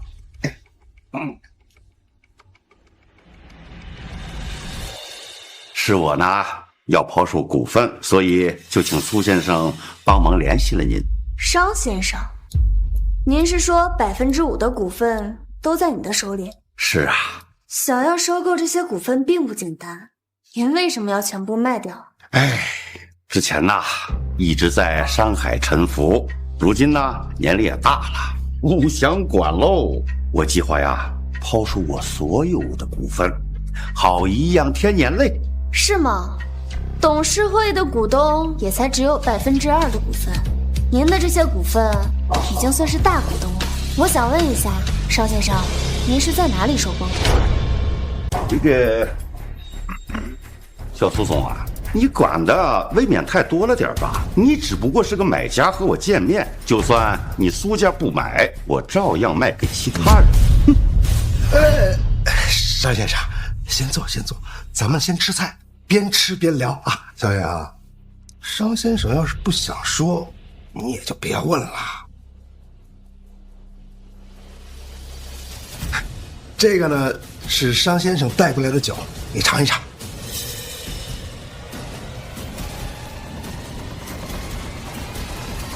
小苏董啊，我没来的时候啊，就听说您年纪轻轻便继承了苏家，鄙人十分钦佩呀。俗话说，生意不成仁义在，就当交个朋友吧。这杯酒，我敬您。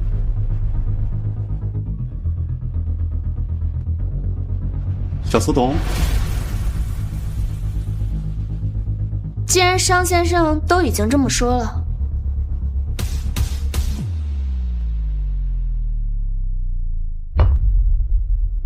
好，小苏董果然爽快呀。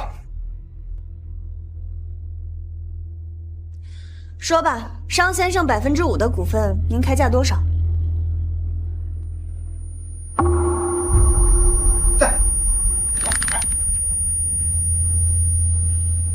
这股份嘛，就看你有命拿，没命拿了。你们算计我！你算计我！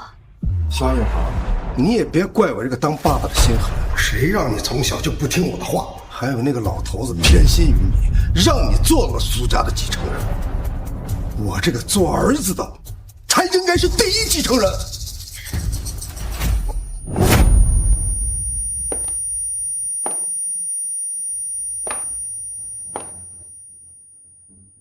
是你给我下药？当然是。11年前给你下蛊毒的人就是我，所以你早就该死。你早知道一个蛊毒就可以制服你，我何必费那么大的劲儿跟你争来争去的？真没有想到你还真相信苏俊的话。难道一个堂堂的董事长还渴望父爱这种东西啊？真敢一个人过来？我是说你没有戒备心呢，还是说你太蠢了？所以，我赢了，苏家马上就是我的了。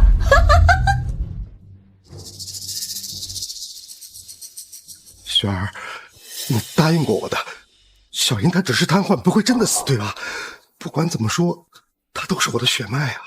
事已至此，这重要吗？苏俊，你少在这给我扮演慈父。当初我说要给他下药的时候，你可是第一个同意。我当初只是想把苏氏集团握在我们手里，我可不想背负杀你的名声。这和我有什么关系？反正骗他过来的人是你，最后他见到的人也是你。而且，你刚说错了，不是我们的。什么？我是说苏氏集团不是我，是我的。你可是一点股份都没有，我才是苏氏最大的股东。雪儿，你好了，先出去吧。我不会让这个女人死的，我要让她看到我当上苏氏集团的掌权人。请吧。安总，叫我董事长，从今天开始，我就是苏氏集团的掌权人。是董事长。什么事儿？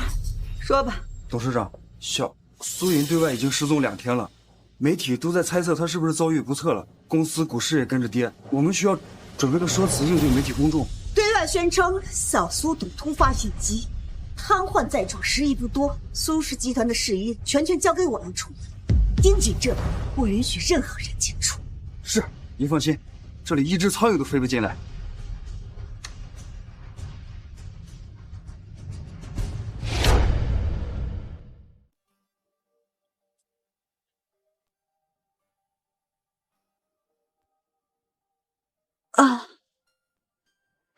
躺了这么久，骨头都要散了。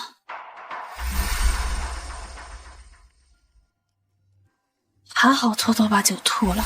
安如雪下的药这么烈，只是残留在舌头上一点，就昏睡了这么久。不知道叶玄逸打得怎么样？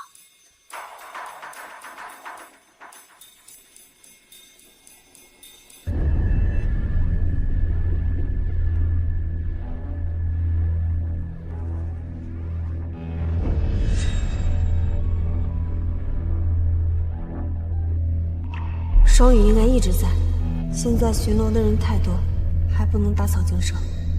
明天找个机会把他叫进来。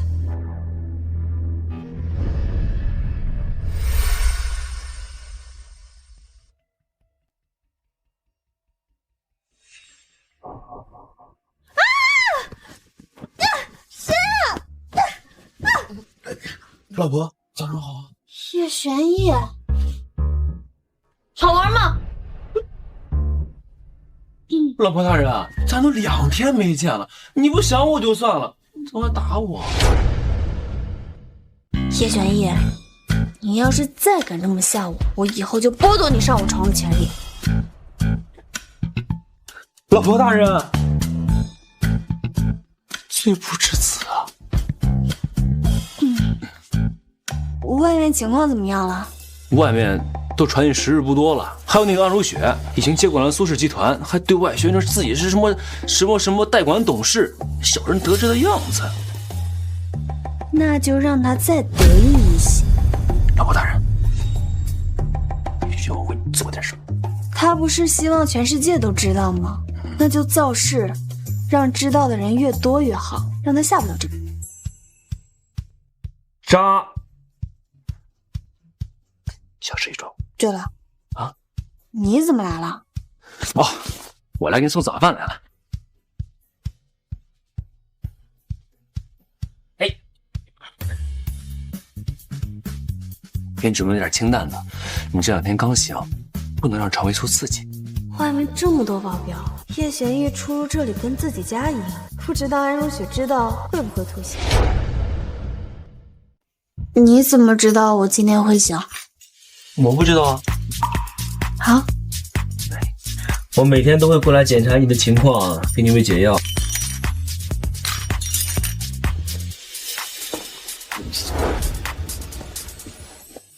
不然就那颗药引，你能昏睡整整1周。1周？那被下了药的毒酒，我不是已经吐了吗？这么惊讶干什么呀？虽然你的蛊毒已经解得差不多了，但是还是有点残留的。就是这点残留都会引起你短暂性的休克。不过，这是件好事。什么意思啊？你喝下的那点残留的药里，已经将你身体里的蛊毒给彻底激发了出来。再加上我每天给你喂的药，苏小姐，恭喜你，蛊毒彻底痊愈了。那也算是因祸得福了啊！但是呢，你还是不能在外面吃饭，以后我每天会过来给你送饭吃。谢谢你。叶玄逸，我有没有跟你说过，你在我身边，我感觉很安心。虽然你没说，但是我大概都知道。你放手去做你想做的就好，不用顾及我。我会是你内心最坚强的后盾。无论你做什么，我都会支持你。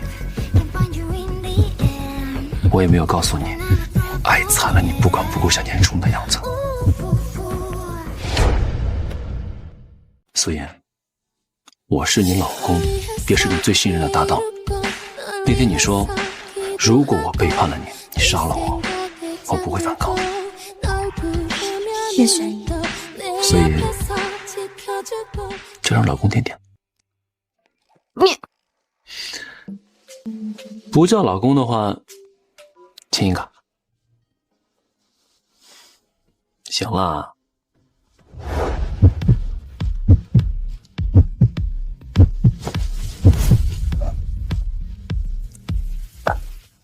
叶玄逸，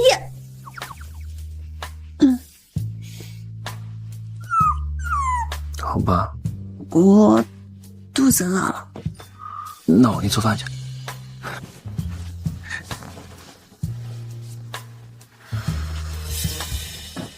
哎呀，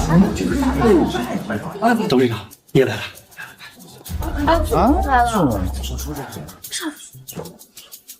各位股东、记者朋友们，让你们久等了，坐吧。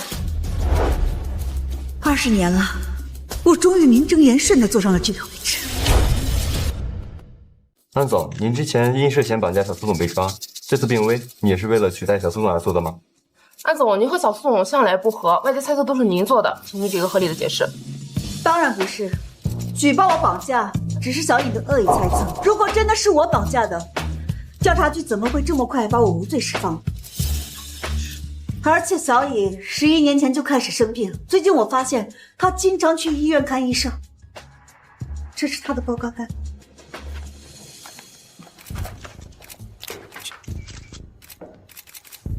看来小苏董是真的生病了。安总，那您作为苏氏最大的股东，是要继任董事长吗？是的，今天把大家请来呢，是想让信赖苏氏集团的各位不要担心，小苏董正在极力抢救。作为家人，我很伤心，但作为公司的领导人，我们必须为公司做打算。而我安如雪，现在作为代理董事长，正式掌管苏氏集团。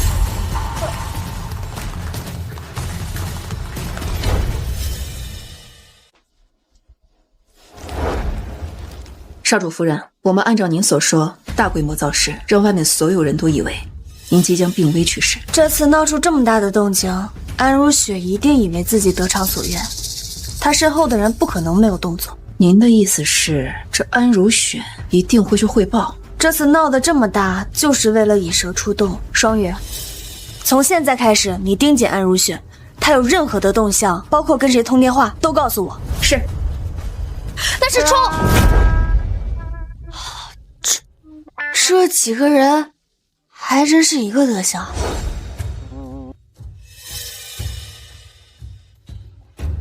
少主夫人，他已经进去了，地址我马上就发给你。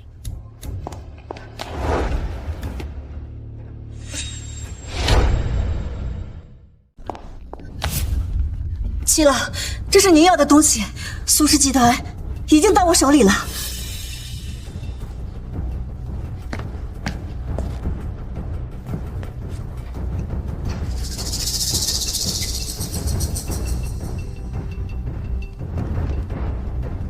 苏银死了？快了，他现在已经深度昏迷，我让我的人已经看管着他。你这么确定，他不会再醒？确定。七郎，我已经做到了，那我的解药是不是可以？等苏家彻底覆灭，我自然会给。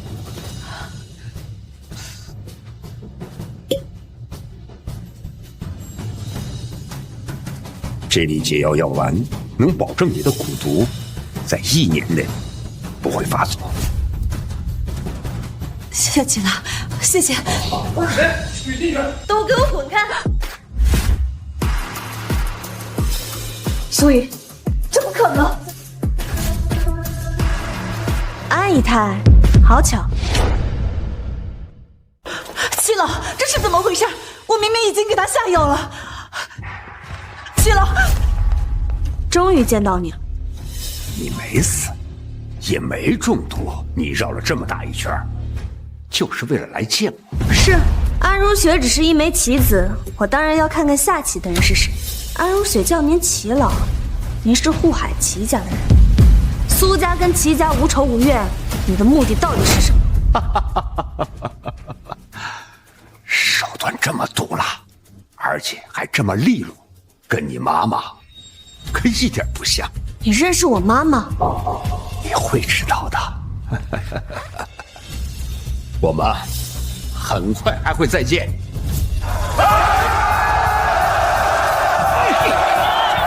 七郎，七郎！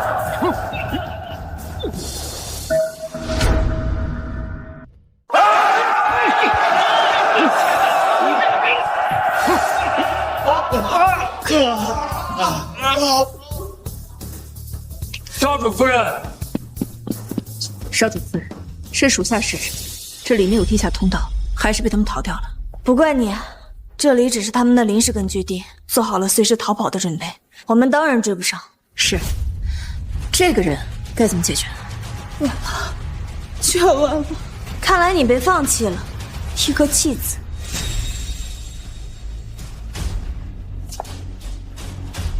所以，就算我被放弃，我还落不到你的手里。你没有证据，证据？我当然有。这里面是针孔摄像头，我自从进老宅就一直带着。你跟苏俊对我的所作所为，全都记录在里面。韩如雪，你这一次逃不掉了。你从接电话开始就开始算计我了，是不是？没错，齐家也值得你这样为他们卖命。我本来敬你有2分争权的野心，现在看来，不过是别人的走狗。你懂什么？你以为我愿意任人宰割吗？是齐景元，我是孤女，他收养了我，他们怕我不听话，就给我下毒药，每年只给我1次解药，只要我不听话，我就会毒死。你说这20几年都是齐景元的计划，包括你嫁给我爸，不然呢？你以为我会看上你那个废物老爹吗？我告诉你，是齐景元要你们家破人亡了。所以是你们联手一起害死了我吗？你们为什么要这样做？我没有，你一直以为是我的出现害得你妈一语难消，生产不顺吗？我从来没想到是你爸，是你爸！你说什么？你妈的确是难产，但那也是人为造成的。我告诉你，这都是报应，都是报应！你把话给我说清楚，说清楚！苏俊在你妈孕期的时候是出轨我没错，但是我只是想让他们分开，没想让他死啊！说重点！害死你妈的人是苏俊。你妈拿孩子胁迫苏俊和外边的女人分开，苏俊表面上他是答应了，可是在你妈生产的时候呢，苏俊作为丈夫进去陪同，趁医生不注意的时候就引导你妈生气，导致血崩。你该恨的人不是我，而是你爸苏俊呀！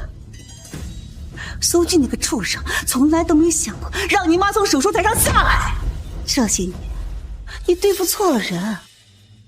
苏俊看起来懦弱可欺，实际上又蠢又坏。你妈爱上了这样的男人，还为他生孩子，可结果呢？不像我不爱男人，我只爱权力，所以到现在我什么都有了。你妈这一生可真是可悲啊！少主夫人，把他关起来。是。苏言，告诉你妈不姓唐，她姓齐呀，她姓齐。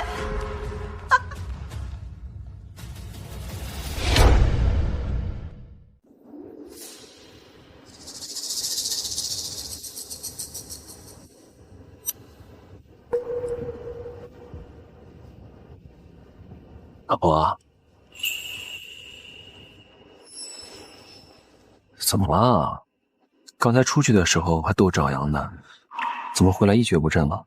我在想一件事情，我好像对我妈一无所知。双羽说，你见了齐家的人。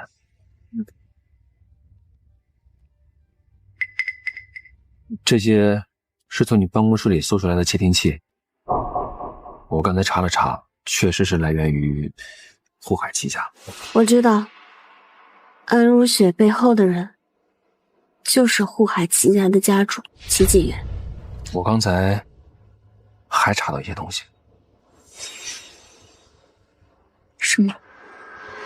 齐家是在研究制度和解毒，但是现在却体制这些，后来就逐渐没落了。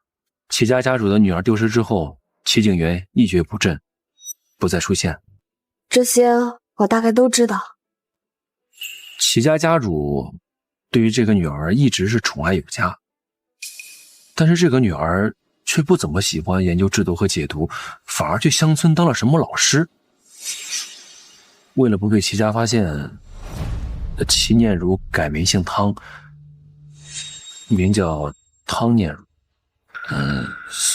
所以齐景元是我的外公，我知道。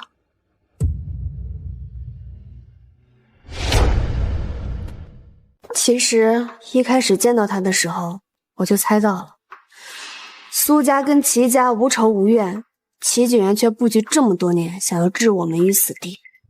而且他有一个失踪20多年的女儿，完全跟我妈对得上。说他无情吧，他视女儿如命；说他有情吧，他连自己的亲外孙都不放过。那拧巴的倔老头。我是我爷爷一手带大的，爷爷却说我性格强势果断，做事干脆利索，该狠的时候狠，是做生意的好苗子。也不知道随了谁，家里的人都没有这样。直到我看到齐景元，该说不说，不愧是血缘关系，我们骨子里的风劲真的很像，为达到目的拼尽全力，根本不在乎结果值不值得。那怎么了？你很好，是他的错。我当然知道我很好，只不过按照安如雪所说，母亲年轻的时候被父亲掌控，婚后又被丈夫所害，那她本该顺遂的一生，却毁在她最爱的2个男人手里。我们无法得知你母亲是怎么想的，但是她选择了你父亲，那她一定是幸福的。只不过她爱错了人，这个后果超出了她承担的范围。我只是在感慨，与其相信别人，不容把主动权掌握在自己的手里。不愧是我老婆，本来还想着怎么安慰你呢，现在看来不用了。我只希望汤女士下一辈子不要再做世家女儿，更不要再嫁负心男人。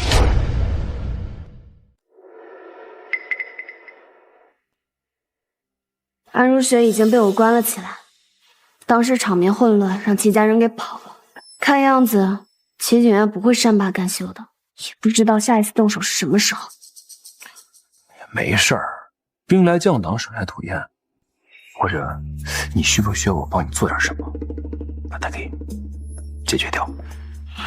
齐景元布局这么多年，可不是说能解决就能解决的。他们在暗处，我只能等他下一次动手。老婆，我向你保证，我们家往上3代都没有任何的出轨史。我爸爸、我爷爷、我太爷爷都是深情且专一，我们家基因非常好。你这个时候跟我表忠心有点可疑。天地良心，我没有，我这不是怕你气渣男不过迁怒于我吗？人家都说了，原件正确，这个复印件才正确。我这个复印件可是无比正确。目前看起来还不错。没关系，老婆，我会用一生的行动去证明，你看男人的眼光和你看世界一样准确且妥了。不过，话说回来，老婆，咱们什么时候把那个蜜月给补上呀？要不然你找个地方。那咱们去滑雪。滑雪？我知道那里有家酒店，坐落在山上，一推开门就是全景的落地窗。就是我们在窗前干什么吧，外面也发现不了。我们可以在窗前。停，你是去滑雪吗？我当然是去滑雪了。你自己滑吧，我去洗澡。那咱们一块儿去洗澡，顺便可以按摩按摩。我骨头已经紧了，我不用按摩。刚好可以巩固一下。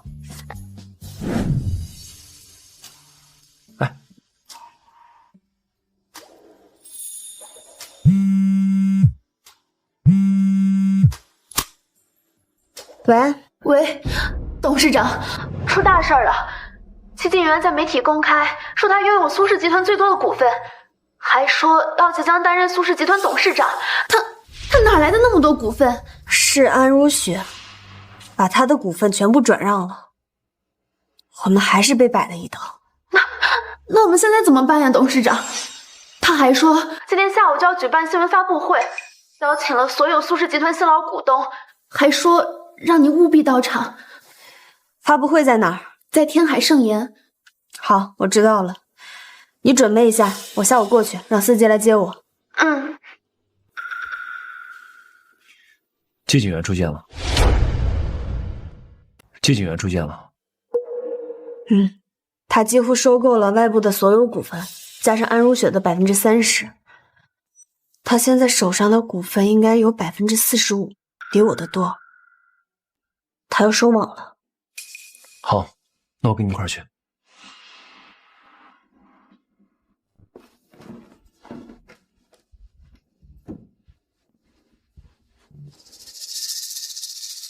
七老，求您了，求您了，七老，求求七老，七老，求求你放过我吧！老夫我昨天说了，把你手中3%的股份卖给我，你考虑的怎么样了？七老，求您放过我的家人吧！我是小苏董一手提拔上来的，我不能在这个时候把股份卖掉。看来公司还是比家人重要啊！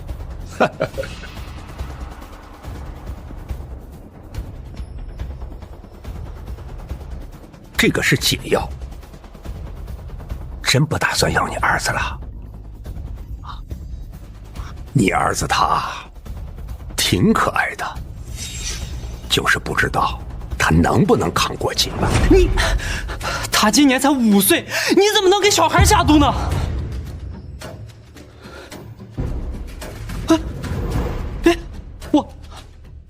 我把股份卖给你吧。哎。这就对了嘛，股份哪有儿子重要，对吧？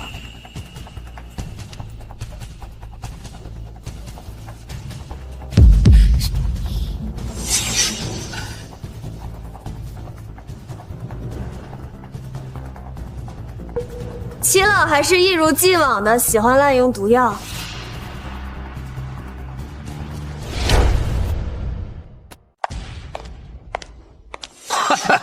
我就说了，我们很快就会见面的，是吧，小苏董？哦不，你马上就不是了，是吗，齐老？或者我应该叫你外公？哼，什么外公？苏家什么时候和齐家有关系的？不知道啊，苏家死了的那个媳妇儿不是个村主吗？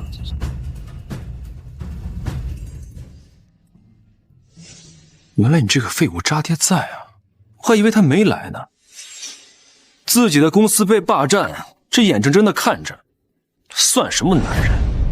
他向来就喜欢欺软怕硬，只会伤害身边的人，远早下一步。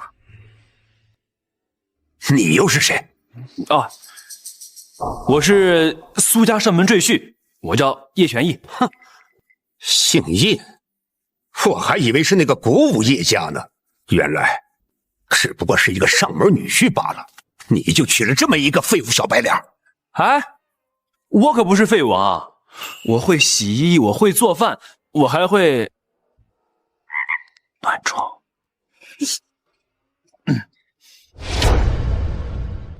小爷，你刚才说他是谁？当然是汤念如女士的父亲，护海齐家的家主。我说的对吧，外公？我不是你外公，你们苏家人都该死！这怎么可能？念如她就是个村姑，怎么可能是齐家的人呢？再说了，念如她姓汤，不姓齐呀，真是蠢货！因为当年我妈是离家出走，根本不可能用自己的本名。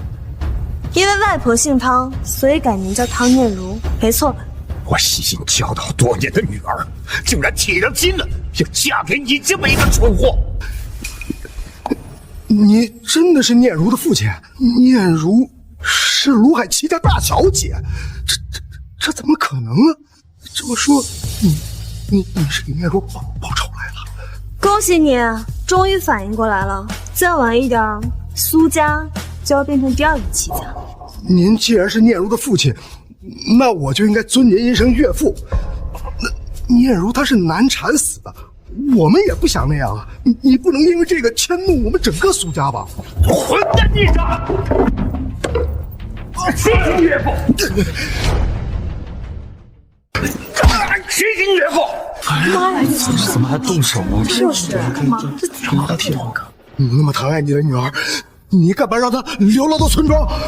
我也舍不得，那是念如她为了追求她自己教师的梦想，连夜逃脱的。我本以为她在外面吃了苦头就会自己回来，可我是万万没想到，在短短几个月的时间里，她遇到了你，甚至和你一起来反抗我。聂若她这辈子从来就没和我吵过架，仅仅的2次全都是为了你。知道了，她为了和你结婚，她甚至不承认她是我齐家人，那也是她自愿的。她是自愿的，可你以为你是什么好货色？天天沉湎于酒色，那个安如雪她一出现，你就抛弃了念如。雪儿也是你派来的。我让安如雪来勾引你，那是让念如看清楚你有一个什么样肮脏的灵魂。结果念如还是执迷不悟。你原本只想让他乖乖回家，却没有想到害了他一条命。你为什么不直接找罪魁祸首，而是要蛰伏这么多年？害死我女儿的是你，要不是因为生你这个孽障，我女儿她会死吗？看来安如雪也不是什么都跟你说。你什么意思？我妈根本不是抑郁而死，而是在产房被她活活气死的。什么？你找的安如雪确实是一把好刀，苏俊对她很上心。我妈只是让她离开安如雪，她就对我妈起了杀心。你以为是苏家害了我妈，其实你才是那个最大的帮凶。是不可能，害死我女儿的就是你。要不是因为你，我会出如此下策吗？给我往死里打！下手太狠了，没想到苏家是个这么混蛋，连发妻都敢害。不嘛，七老爷子也是辛苦了。行了，把人拉到一边去。晦气！齐老，您来这儿不只是来打人的吧？以家人威胁股东交出股份，实在是小人行径。你以为你苏家就高尚了？统统都是算计的高手。你虽然不像苏俊那么愚蠢，可你和他一样，流着肮脏的血。这股份，我是非要不可。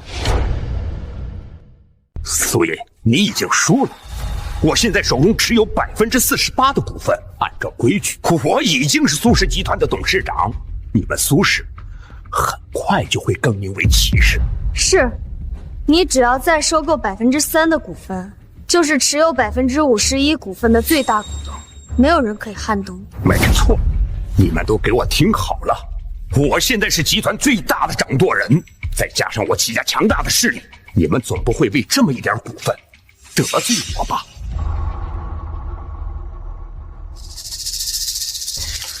谁说你是最大股东了？一个废物赘婿，你没资格站在这儿跟我说话。他是我的丈夫，我们夫妻一体，我说他有资格，他就有。小苏董持有股份30%，外加我之前入赘的10%，还有我这些年在外收购的散股，刚好全部转移到了小苏董名下。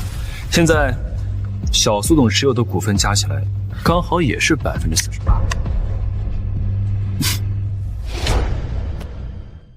一样的股份，这怎么算啊？这还不简单，看背后的势力啊！股份一样多，那又怎样？我齐家虽然没落，但我各方的势力还在，而且我的生意遍布各地。你呢，小苏董，一个即将落入他人手中的苏家，还有一个毫无背景的小白领儿，你能争得过我吗？你们3个，难道就要跟着这种斗价？其实你们勉强保住了董事长的位子，可你们能做得久吗？你们现在已经是内忧外患，内忧有我48%的股份，外有各个世家虎视眈眈地盯着你们的位子，想要取代你的位子，我随时可以夺走。小苏董啊，现在集团不稳定，人心涣散，你年龄又小，资历又浅，还娶了这么一穷二白的赘婿。是啊，我们也是迫不得已。就算我们不卖给齐老，你也未必会赢，除非你有傅家的帮衬，不然我们也不愿意赌啊。是啊，你们按照你们的话来讲，如果我是世家继承人的话，你们就不会把股份卖给齐老，而是卖给小苏董。当然，如果你是世家子弟，愿意帮着小苏董对抗齐家，我们也愿意让出股份。没错，我们甚至愿意无偿赠与。你们刚才说的话我记住了，录音为证啊。虽然知道玄逸不会是普通人，但他真的跟世家有关系吗？你一个苏家赘婿，能翻出什么浪花来？我确实是苏家赘婿啊，但你也没有问我其他身份啊，比如我跟古武叶家有什么关系？古武世家，古武世家，黄头小二，别以为你姓叶就能和古武世家攀上关系。叶家，他的资源遍布全球，而且控制着整个江湖的势力。人家是墨隐的少主，你能和人家比吗？你知道还不少。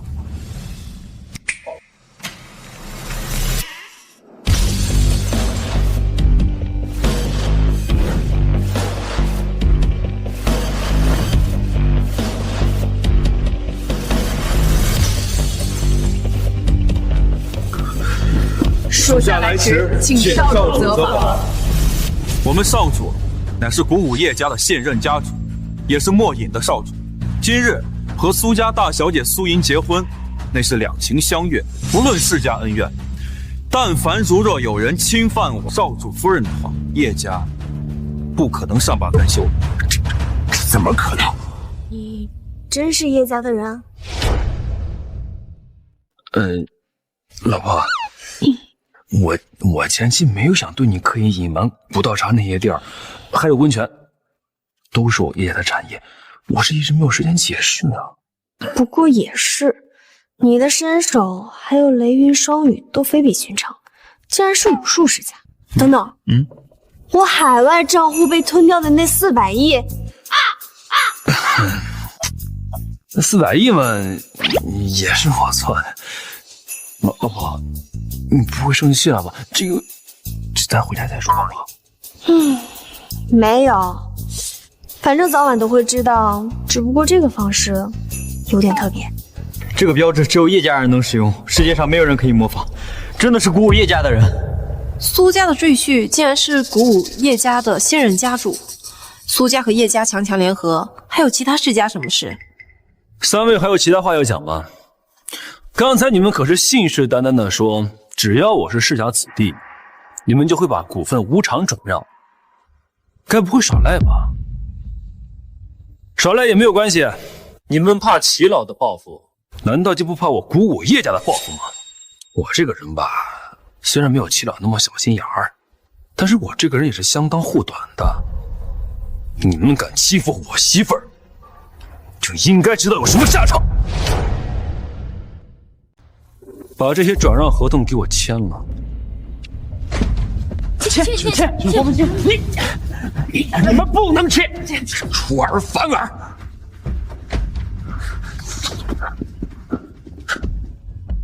走。老婆，这3%的合同到手了。齐老，我现在比你多3%的股份，持有51%的绝对股权。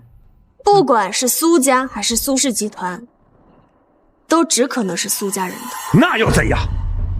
即使你吞并了苏氏，我仍然有很多办法来对付你。我告诉你，这事没完。啊，对了，外公，我不是你们外公，你确实不是我外公。你之前绑架我老婆，你在境外的那些势力，我都已经派人过去取证了。你的大本营现在已经被我端掉了。这不可能！不可能，打电话问一下，看谁接的。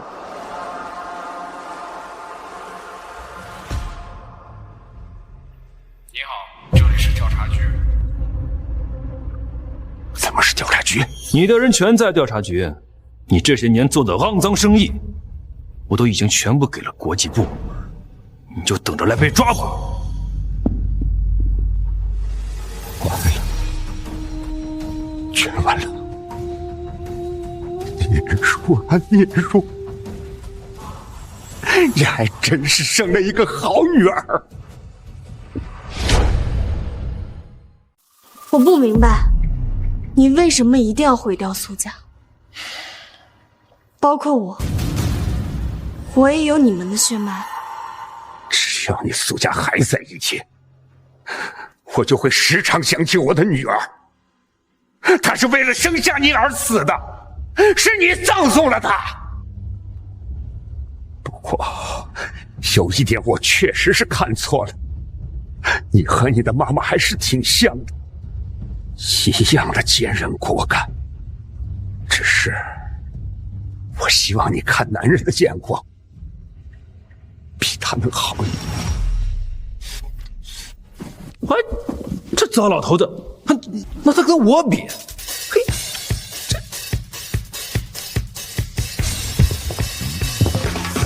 不是说要滑雪吗？怎么又来文粉山庄了？上次你被劫持了，我们蜜月假期都没有度完。这样，咱们先去泡温泉，再去滑雪。你到底记这件事情要记多久啊？那谁让我老婆是大董事长了？抽个假期去旅行都没有时间，我可要好好珍惜跟老婆在一起的每一天。上次泡温泉没有成功，我遗憾了很久。你先给我交代清楚，那400亿是怎么回事？那我真不知道是你的钱，都怪那个雷云，他没提前跟我讲。还有，我账户上多了很多私人岛屿、中立银行。那是我上门女婿的嫁妆。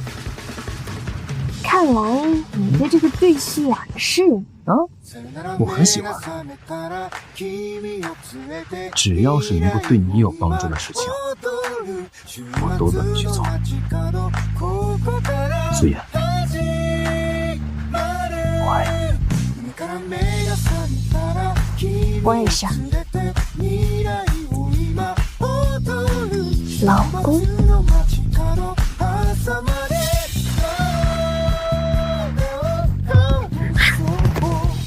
走喽，泡温泉去。